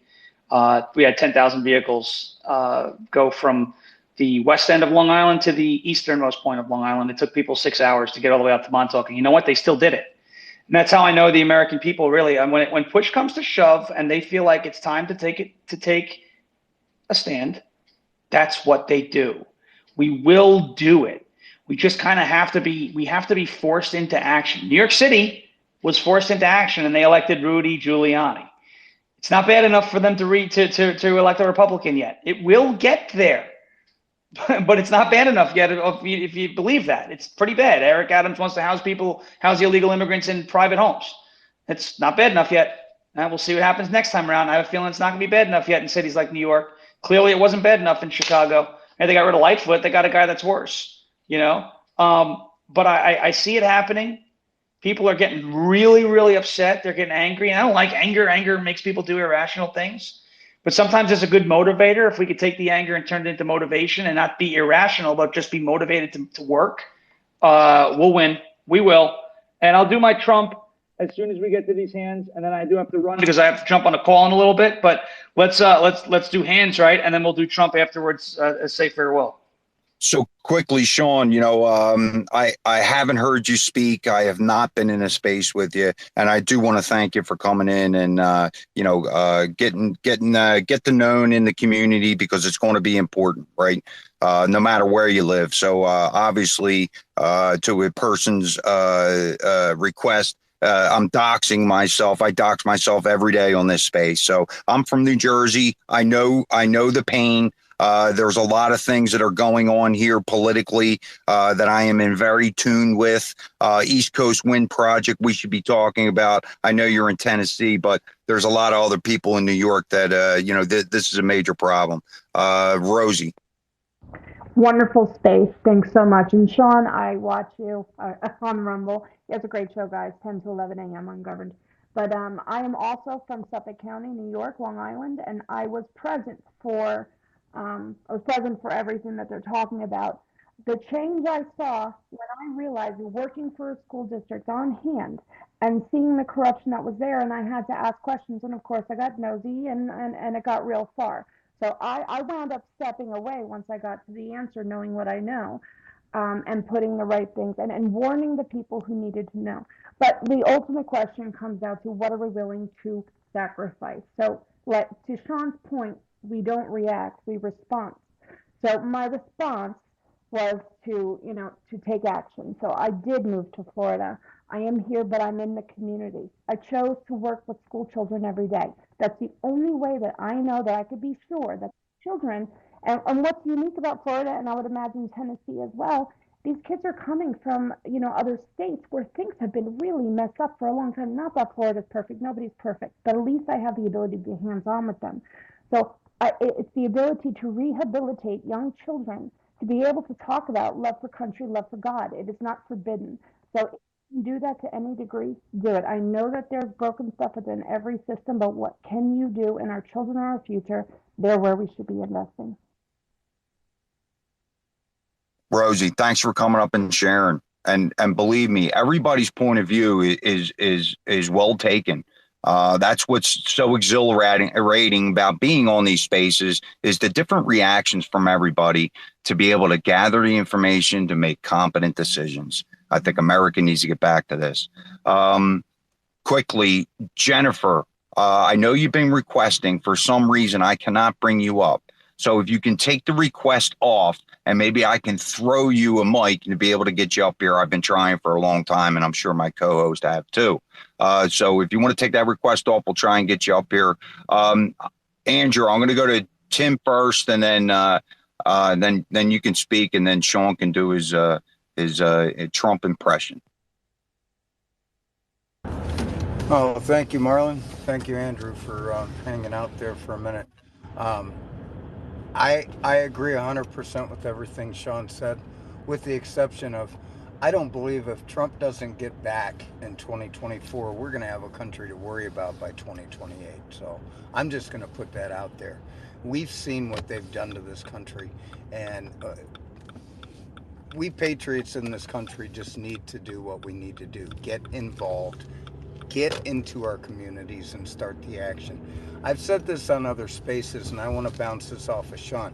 Sean, we gave them the tools to defeat us years ago, and we need to go back to our state legislatures. And I want the Republican, Democrat, Independent Party ticket removed from our ballots. It's none of their business who we're going to vote for.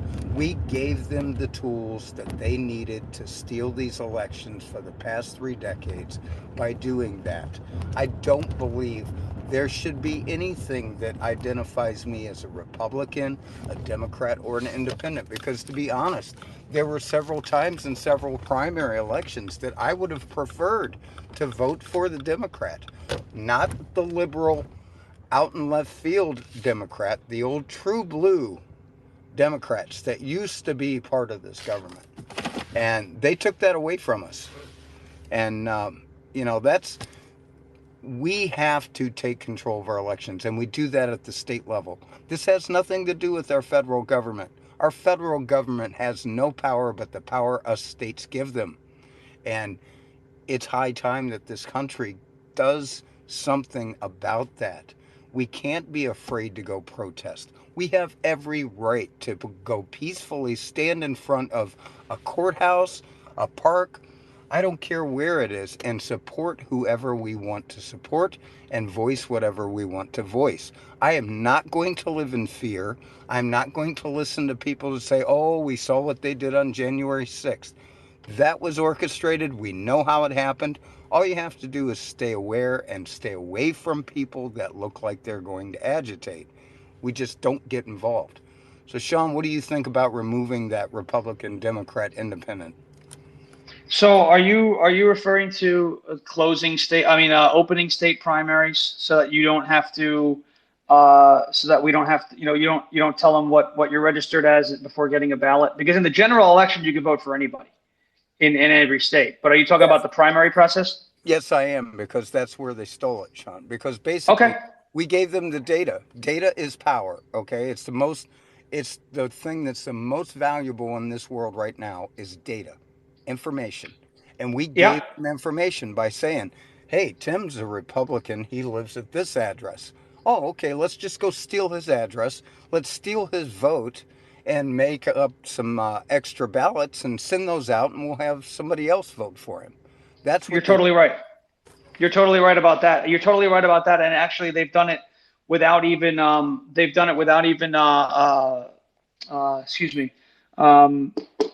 using some of that data, but they're using addresses. I mean, there's evidence in several instances of residents who were registered to vote, registered at an address, let's say in 2016, when the building that they were apparently living in wasn't constructed until 2020. I mean, these are physical impossibilities that do exist. Phantom voters are all over the place. And actually, when it comes to state primaries, yes, opening the primaries, I believe, is a much better idea, not just from a data perspective, but from a rights perspective.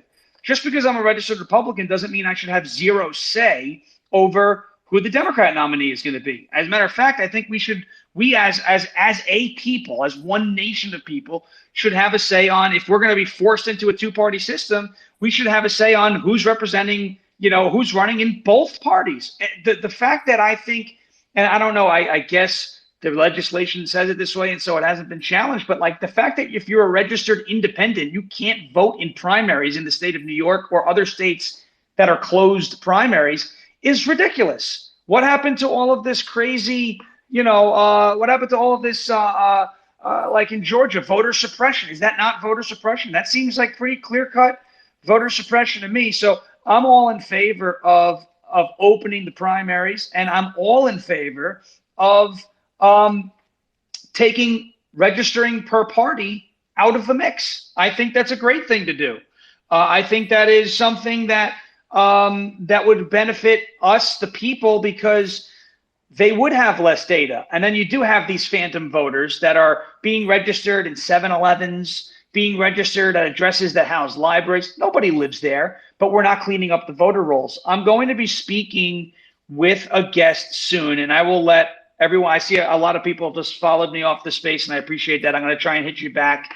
But I want to pay attention to this. There's a guy, if you want to look him up, his name is Jay Valentine. He's one of the people who developed eBay's fraud detection engine. And he's got a project right now that he's been working on to eliminate phantom voters from these voter rolls. Because what the Democrats will do is they will work with the USPS and they will send these phantom voters registered at addresses that can't house people. They'll send ballots there, then they'll go pick them up, and then they'll fill them out, and then they'll flood the system with these ballots. Now, these are obviously real ballots, but these are real ballots for fake people. So this is why when we look at machines and we look at how 2020 was stolen, we can't really find out how it was done, because all we know is X amount were sent out to X amount of addresses, and they were filled out and they came back.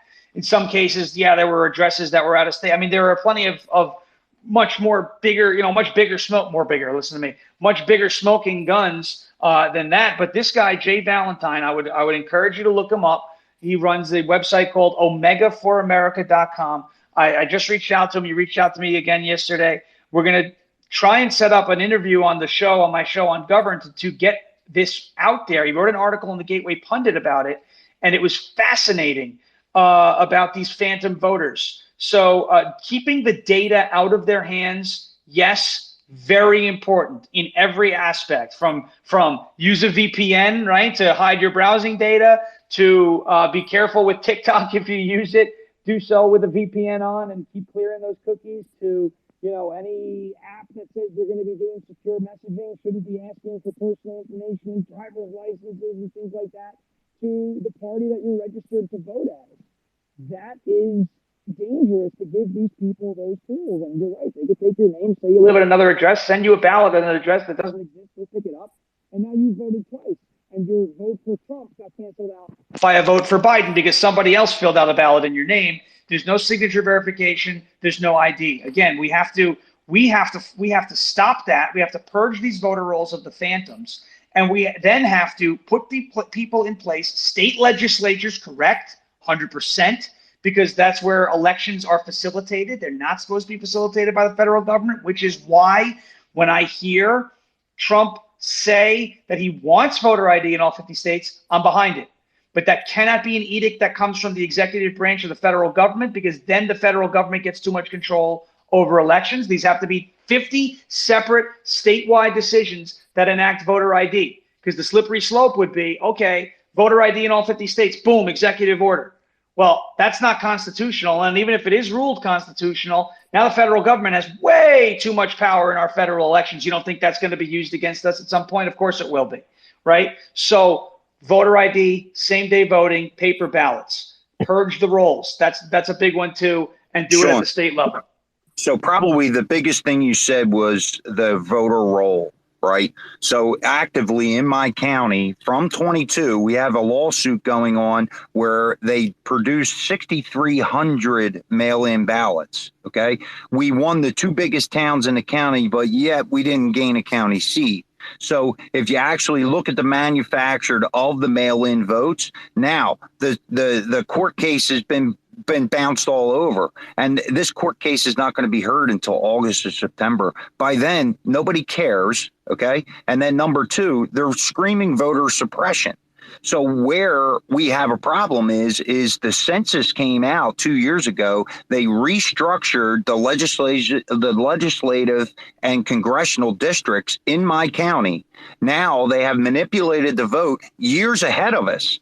So, it's not just, and I'm the biggest advocate for tearing down the Board of Elections in every one of our counties and every one of our states. Because if you don't think that the Democrats have fingers and tentacles into the workers at the Board of Elections, you're sadly mistaken. So, this cleansing process of the judicial system to our voting, it has to be strengthened to gain confidence of the American people again, because they don't have confidence.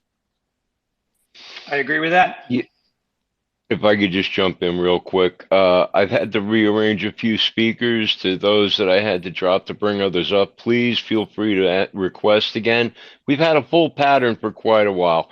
Thank you very much for that brief PSA. Go ahead, Sean. I'm sorry, I didn't mean to interrupt you there. Oh no, I was just agreeing. I was just agreeing with what Marlon said. He's 100% right. It's from the bottom up. It's literally, Scott Pressler talks about this all the time.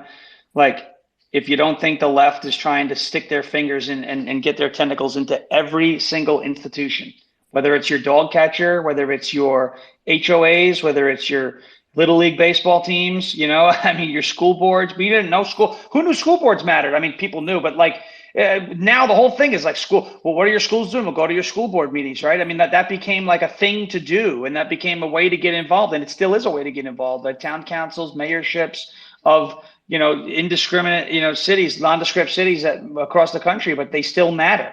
It all still matters. Every single part of the process matters. All of the civics in this country matters. So to Marlon, and I believe it was Tim who had mentioned before about state legislatures and getting involved at that level as well. Go to county legislatures too. Go to your townships as well. It all matters. And if we can turn that into our routine, like you go to the gym, you're like, all right, that was good. Then you go again tomorrow, you're like, all right, that was good. And then like 3 weeks later, you're like, let's skip a day. What happens? You don't go for another 3 months, right? We can't be like that. We have to make this a hardwired routine and a new set of behaviors that we adapt to and we embrace. Because once we do that, it'll become second nature for us, and we're much more skilled than the left. I mean, we're more creative, we're funnier, we're smarter, we love our country more. This won't be hard once we get this into a routine, and I think we're starting now, which is really cool. Well, Sean, the better part is we did start a digital imprint. They laid down tools that we need to follow to be able to fight them with fire, right? And we're starting to achieve that. So if you do get a chance, check us out. We're bringing active politicians on, not only to have a great interaction with spaces and the direct questions, but also campaign funds. Could you imagine campaign funds being funded by the American people? They'll never have to look over their shoulder again. That would be monumental, and that's what we want to do. Quickly, Andrew, I know you've been hanging on. We're going to go to Carolyn we're going to go to Andrew real quick, and then Carolyn, and then I know Sean wants to do his Trump. Sean, I'm definitely hanging out for that. I'm a big fan. Thank you. I don't know if I'm following you yet, but I will be after this space. Thank you so much, man. And you make perfect sense.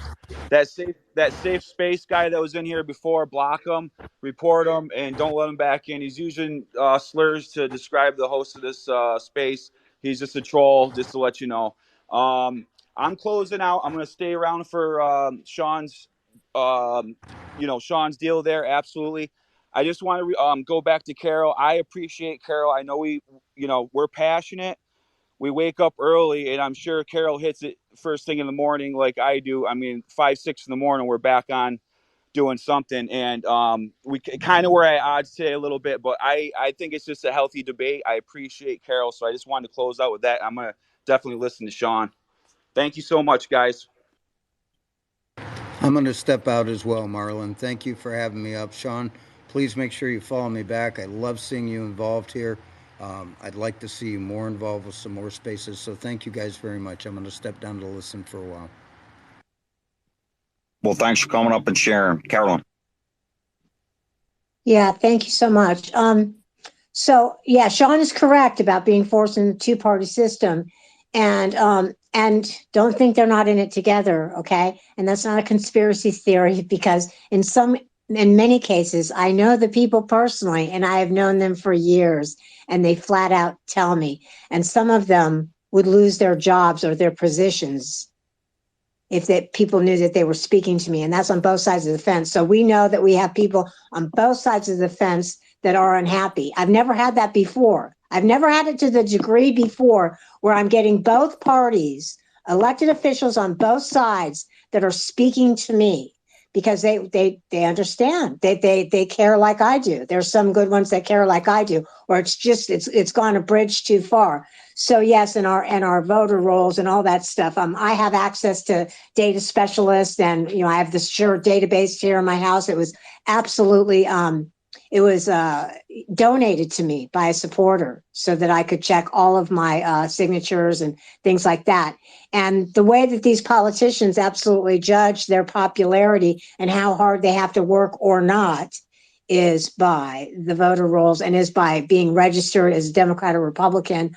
I switched to be an independent voter, and I will vote accordingly, and I will change my voter card accordingly. And so this is my personal way of fighting back, because being as I got run over not only by the Democrats, but they were actually nicer to me to some degree, but I'm sure they would have gotten worse.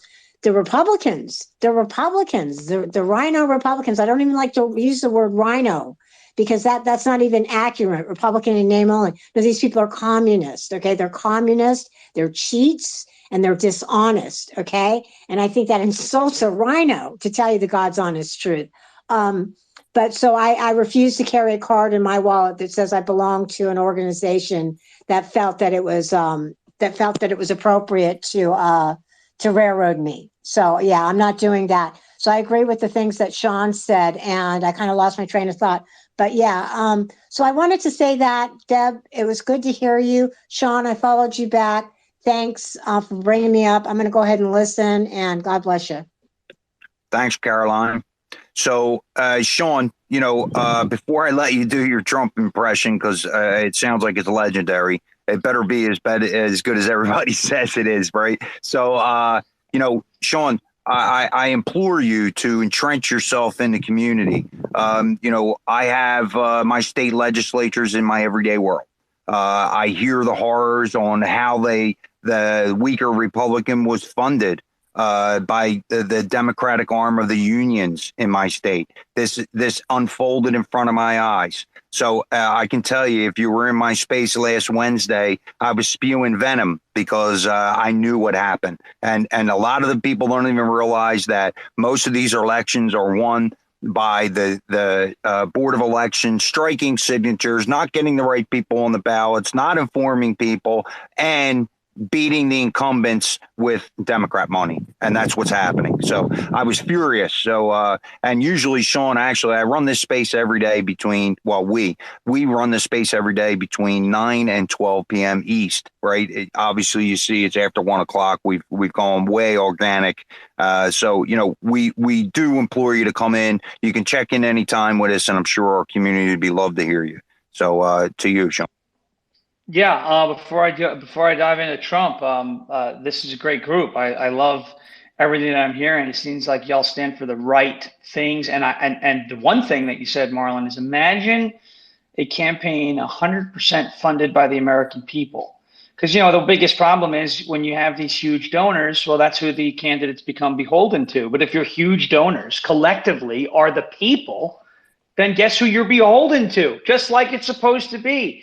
You're beholden to the people. That's where it should be coming from. So love the idea behind that. I hope, I pray, and I want to do what I could do. I mean, I have my show. Sean, it's already working. Beautiful. That's a beautiful thing. I love it. Let's make it even better. Let's make it continue to work. And this is great. So I will be able to probably jump into the spaces from time to time at these times. If Deb knows where to find me, and Marlon, I'm Iceman. I followed a bunch of you already. If you're running a space, you could always shoot it through the DMs. If I could jump in, I'll always try because I love the group and I love what you guys stand for. Now, Everyone wants to hear it. Marlon says he thinks Marlon says it better be legendary. So give me 1 second. I got to take a drink, and then you'll get legendary. Just give me a minute. What I wanted to say to this beautiful group of people, the MAGA mission, you're all incredible people, and I have to say this: you're going to take back your country one piece at a time. You're doing a wonderful job, Marlon. I remember hearing a lot about you when I was watching the movie Finding Nemo. I heard a lot about you. You're a fantastic person, and you have a wonderful profile picture. A big, beautiful Marlon. A lot of people in the chat and in the room and in the space raised some valid points, except for one person who came up here talking about fake news. He was saying horrible things that we can't win. But I assure you that he's a lunatic, and he's probably a left-wing, crazy Democrat actor. He's probably a crazy Democrat activist. And he's not a good person. He really isn't a good person. But we're all good people, and not just good people. We're talented people. We're highly respected people. We're beautiful people. And we're going to be people who win like nobody has ever seen before. You saw what happened yesterday. I-95, it collapsed because Chris Christie was going to a campaign event and the road just simply gave way. And he took it out on a box of donuts. What a shame. But you saw what happened yesterday. You saw the flag at the White House. You saw that, the trans flag. It was being flanked by the American flag. The enemies have invaded the walls, and we have to kick them the hell out. And we're going to kick them the hell out like nobody has ever seen before in 2024. Thank you. God bless you, and God bless America, believe me. Legendary, my man. That was great. Wow. There you Thank go. you, Sean. There Thank you got it, you. Deb. You got it, everybody. I got to run. I'm going to be jumping on a show of somebody that I met a few weeks ago, or actually about a week and a half ago, and then I have an interview to conduct today. But I'll be able to check out your spaces daily. You said you're doing this daily, so I'll try and jump in as much as I can. Thank you for having me. It's been great meeting everybody, and I'll see you next time. Thanks a lot, Sean. Appreciate coming in, setting it straight, man. Showing the footsteps for America. Here we go. Thank you. Thank you, Sean, for coming in. Greatly appreciated. And Just Deb, thank you for making sure that he got here. That was truly appreciated. Hey, Not I on worked notice, Deb. hard. Let's go. Go. Thank you, Deb. You guys are so welcome. Susie. Yeah, can you hear me? Is my feedback okay? No, you're good. Okay. Actually, I just raised my hand because I want to hear John Galt speak. He came up as a speaker, and I'm Susie Shrugged. So obviously, John Galt, I'm a big always get the fan. requests. I'm used to it by now. Yep, I get it. Well, he didn't raise his hand. I didn't know that he wanted to talk. So, yeah, right after we go to Goats, John, yeah, you're I up. guess so, right? Okay, I'll get on that. Susie Shrugged, I love your name. Just let's go. That's all I got to say. Let's go. Yeah, man. And I would say a lot of Americans in this space feel the same way after that. So, Texas. Good morning, lovely people. How y'all doing this morning? Hell, I was listening to y'all earlier and the space shut down. I thought you closed it earlier. I didn't know you come back up, or I'd have been here a while ago, man. I just want to say good morning, and man, I don't know who that was. Sean, was that who that was? I sent him a follow, but that dude is awesome, man. I love that. That dude, dude, speechless, man, and that happens very rarely. You know what I mean? But yeah. So just want to say hello and good morning to y'all, man. Out here working, trying to get my money. You know how it goes. Oh, yeah, all too well. So am I. So, John, please. Yes, John, sir. how you doing? Welcome to the state. How you doing, Marlon? So I'm here in Colorado. That's where John Galt is usually hanging out, right? So yeah, I go by the fictional character named John Galt, but I am a real person.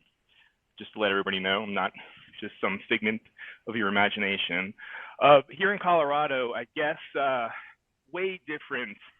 I actually was born and raised on Long Island, so I can relate a lot to what's been said. But here in Colorado, things are a lot different, as you guys know.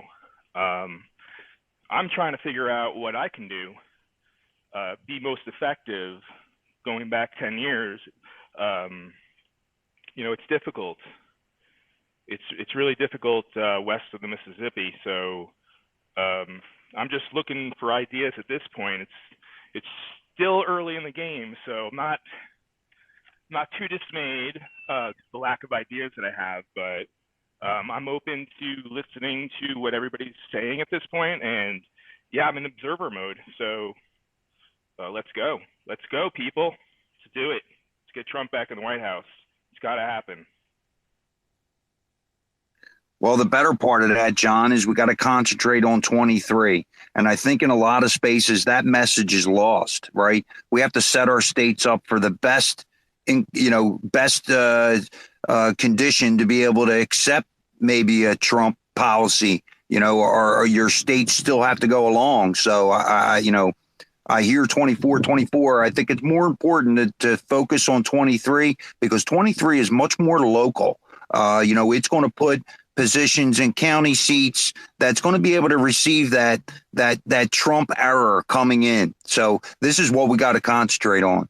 And listen, I want to thank everybody for coming. Unfortunately, we want to have last thoughts, maybe got to put a bow on the show, but I want somebody came up, Randall, how you doing today? I'm glad you came up.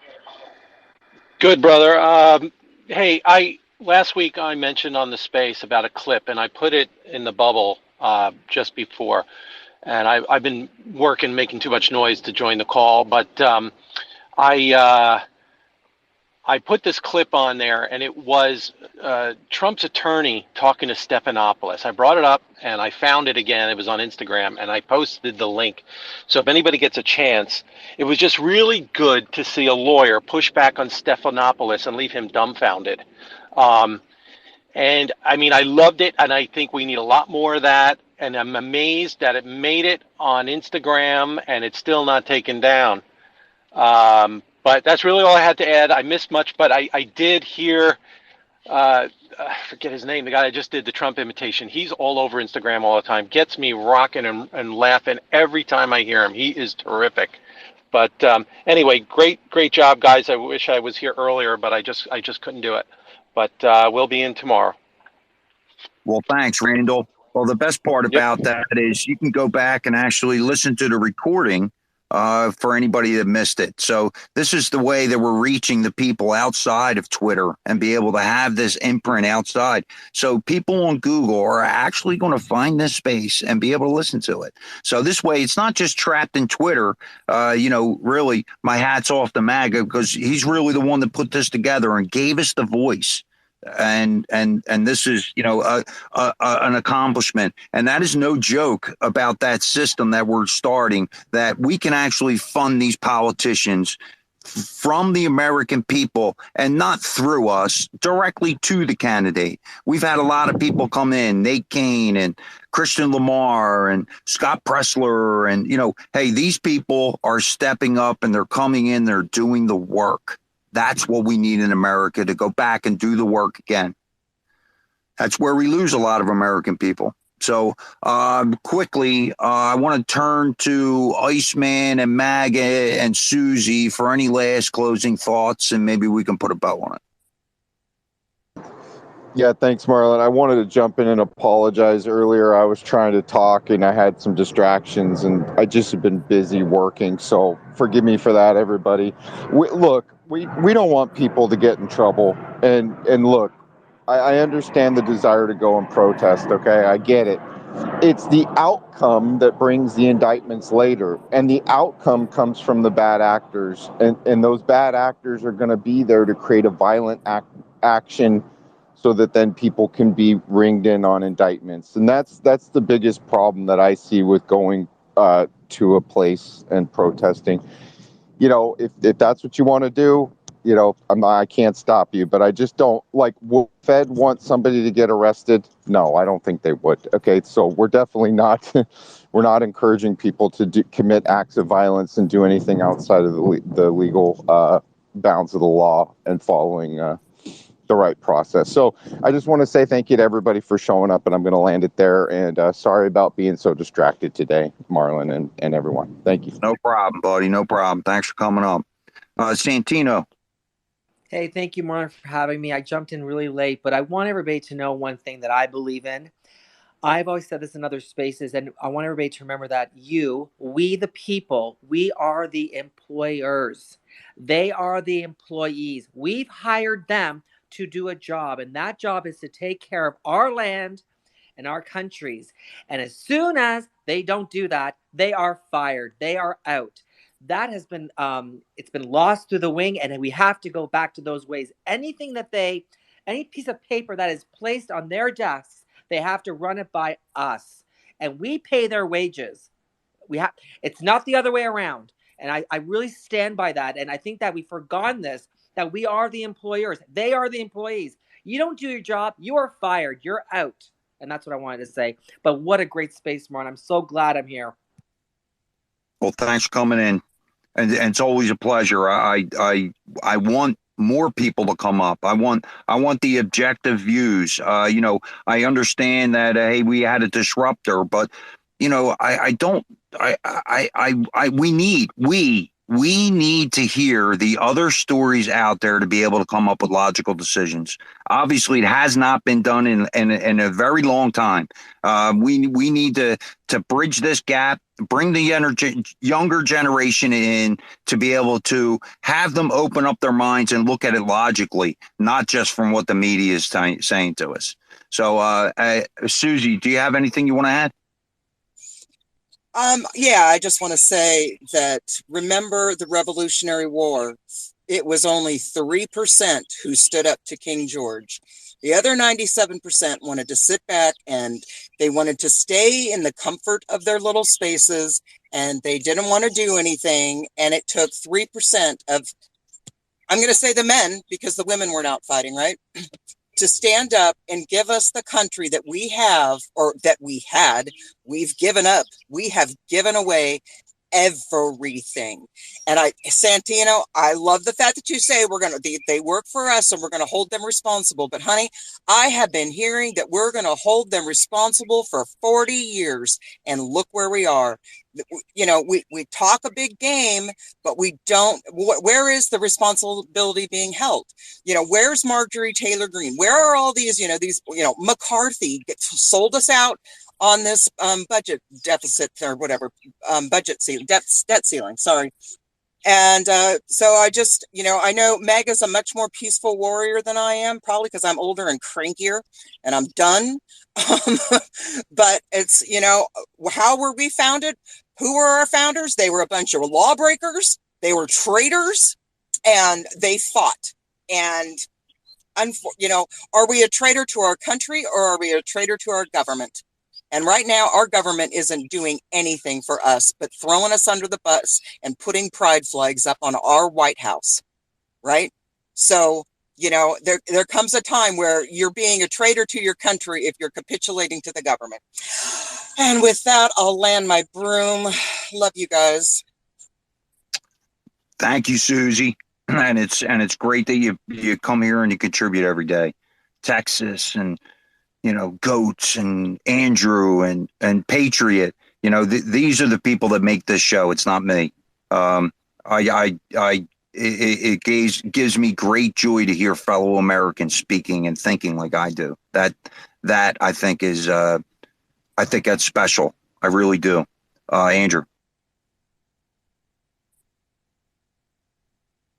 Sorry, I'm here. I have to get situated here to talk back on here. Yeah, I said I was closing last time, but I guess I'm closing again. Sorry. But yeah, MTG, she was down in New York City and down in Lower Manhattan and surrounded by a bunch of weirdos. And it started getting a little nuts down there. I was pretty much right there alongside of her kind of. So I don't know where she's coming from, but I'm not ready to throw her under the bus yet. I mean, she's got some courage. So I'm going to stand by her for now, but I just wanted to throw that in there. And MAGA, thank you for organizing this. Marlon, Iceman, Carol, Justy, Suze, Patriot, the Red Text, all you guys. We're just chilling, we're talking, and it's really constructive. with all your point of view. I've already learned quite a bit of things for the last couple of weeks in these spaces, to be honest with you. You guys taught me quite a bit of stuff, actually, and it's in the memory banks, and it's part of my arsenal of talking points, I guess. So I appreciate it, guys. Thank you. Thank you, Andrew. I'd like to turn to Patriot. Patriot, would you like to say anything coming out the door there? And then we're going to go to you, Deb.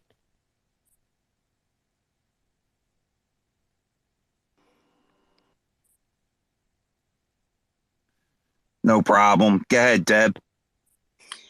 Well, I just want to say thank you to everybody, and thank you to MAGAMISSION and Iceman and Marlon, and everybody who was here to listen to Sean. He's a great guy. I think you guys have a lot in common. And thanks for doing it last minute.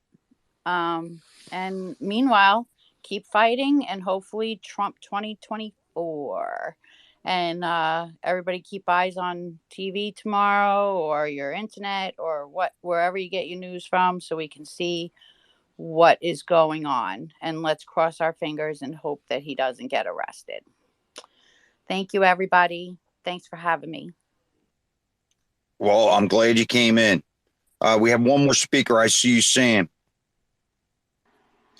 Hey, everybody, and thank you for letting me speak.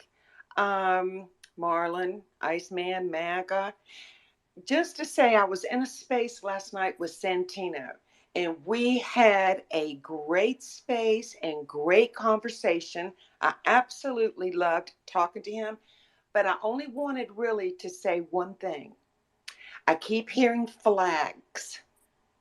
I think everybody, and as much as we can get this out, if you really want to speak your mind, let's all get our American flags, put it on our house or wherever you live, apartment, doesn't matter, and let's put them up and fly them. By God, they cannot come and take them out, and that is not expensive. I think that if we did that in the neighborhood that I live in, it will not be well received, but I'm going to do it anyway. I am surrounded by Democrats. However, I'm going to do it anyway. And I think that's one way that we can stand our ground, make our statements without actually getting shot at, if you know what I'm saying. But anyway, everybody have a great day. Thank you. And I have enjoyed this space. Thanks so much. Thank you. Sam, I'm glad to see you back, and glad we found each other again. Thank you. Me too. You know what happened. You actually told me that. So I'm starting anew, but I'm good to go. But thanks, Iceman. Always a pleasure, my dear. Go ahead, boss. So, hey, I just want to turn one more time to Patriot if he has anything to speak. That's fine. Carolyn, would you like to say anything going out the door? Just God bless you to everyone. Well, God bless you. God bless America. Iceman, you're up, buddy. I thank you very much, sir. I like closing out a space with you and MAGA. As the usual, little PSA, if you liked what you heard today, look for the recording, play it back, find out who was talking, and follow them that way if you missed them in the space. Retweet that. If you take it for yourself, let everybody else that you know see it. It's real important. And on that, my usual ending is God bless you all. God bless your families. May you all be well and have a great Monday and a great week. And I'm going to the boss, man. I'm going to Goats. Goats, lay it on us. Hey, just remember, everybody out there, no matter what we're going through, no matter what's going on in our life, we were built for this shit. We were built to overcome as humans. Let's do it. Well said, Goats. Love that. You know, I want to thank everybody for coming. And remember, the show is you guys. You guys coming up here and showing heart. You know, we're weeding out the disruptors. This is happening. That's why the continuity of this space is protected, because of the co-host and what they're doing for us. So I want to thank everybody for coming. Maybe we'll see you all tomorrow, 9 a.m. East, 9 to 12. And remember, at 11 o'clock, we do sponsor NOAA, and we get the trucking issue out in front of all you lovely people, and you get to actually answer some questions, and realize on what's coming down the pike in the highway at us. And they're a good indication. They're going to be like a barometer. So I'm glad to have them on our side. So, to MAGA, Ice, Susie, Santino, Goats, Carolyn, everybody. I see Robin down there, and Sean, and Contesta, and Brandon, and there's a lot of people in the room, and I really appreciate you all coming. God bless America. God bless the world. Maybe we'll see you all tomorrow. God bless America.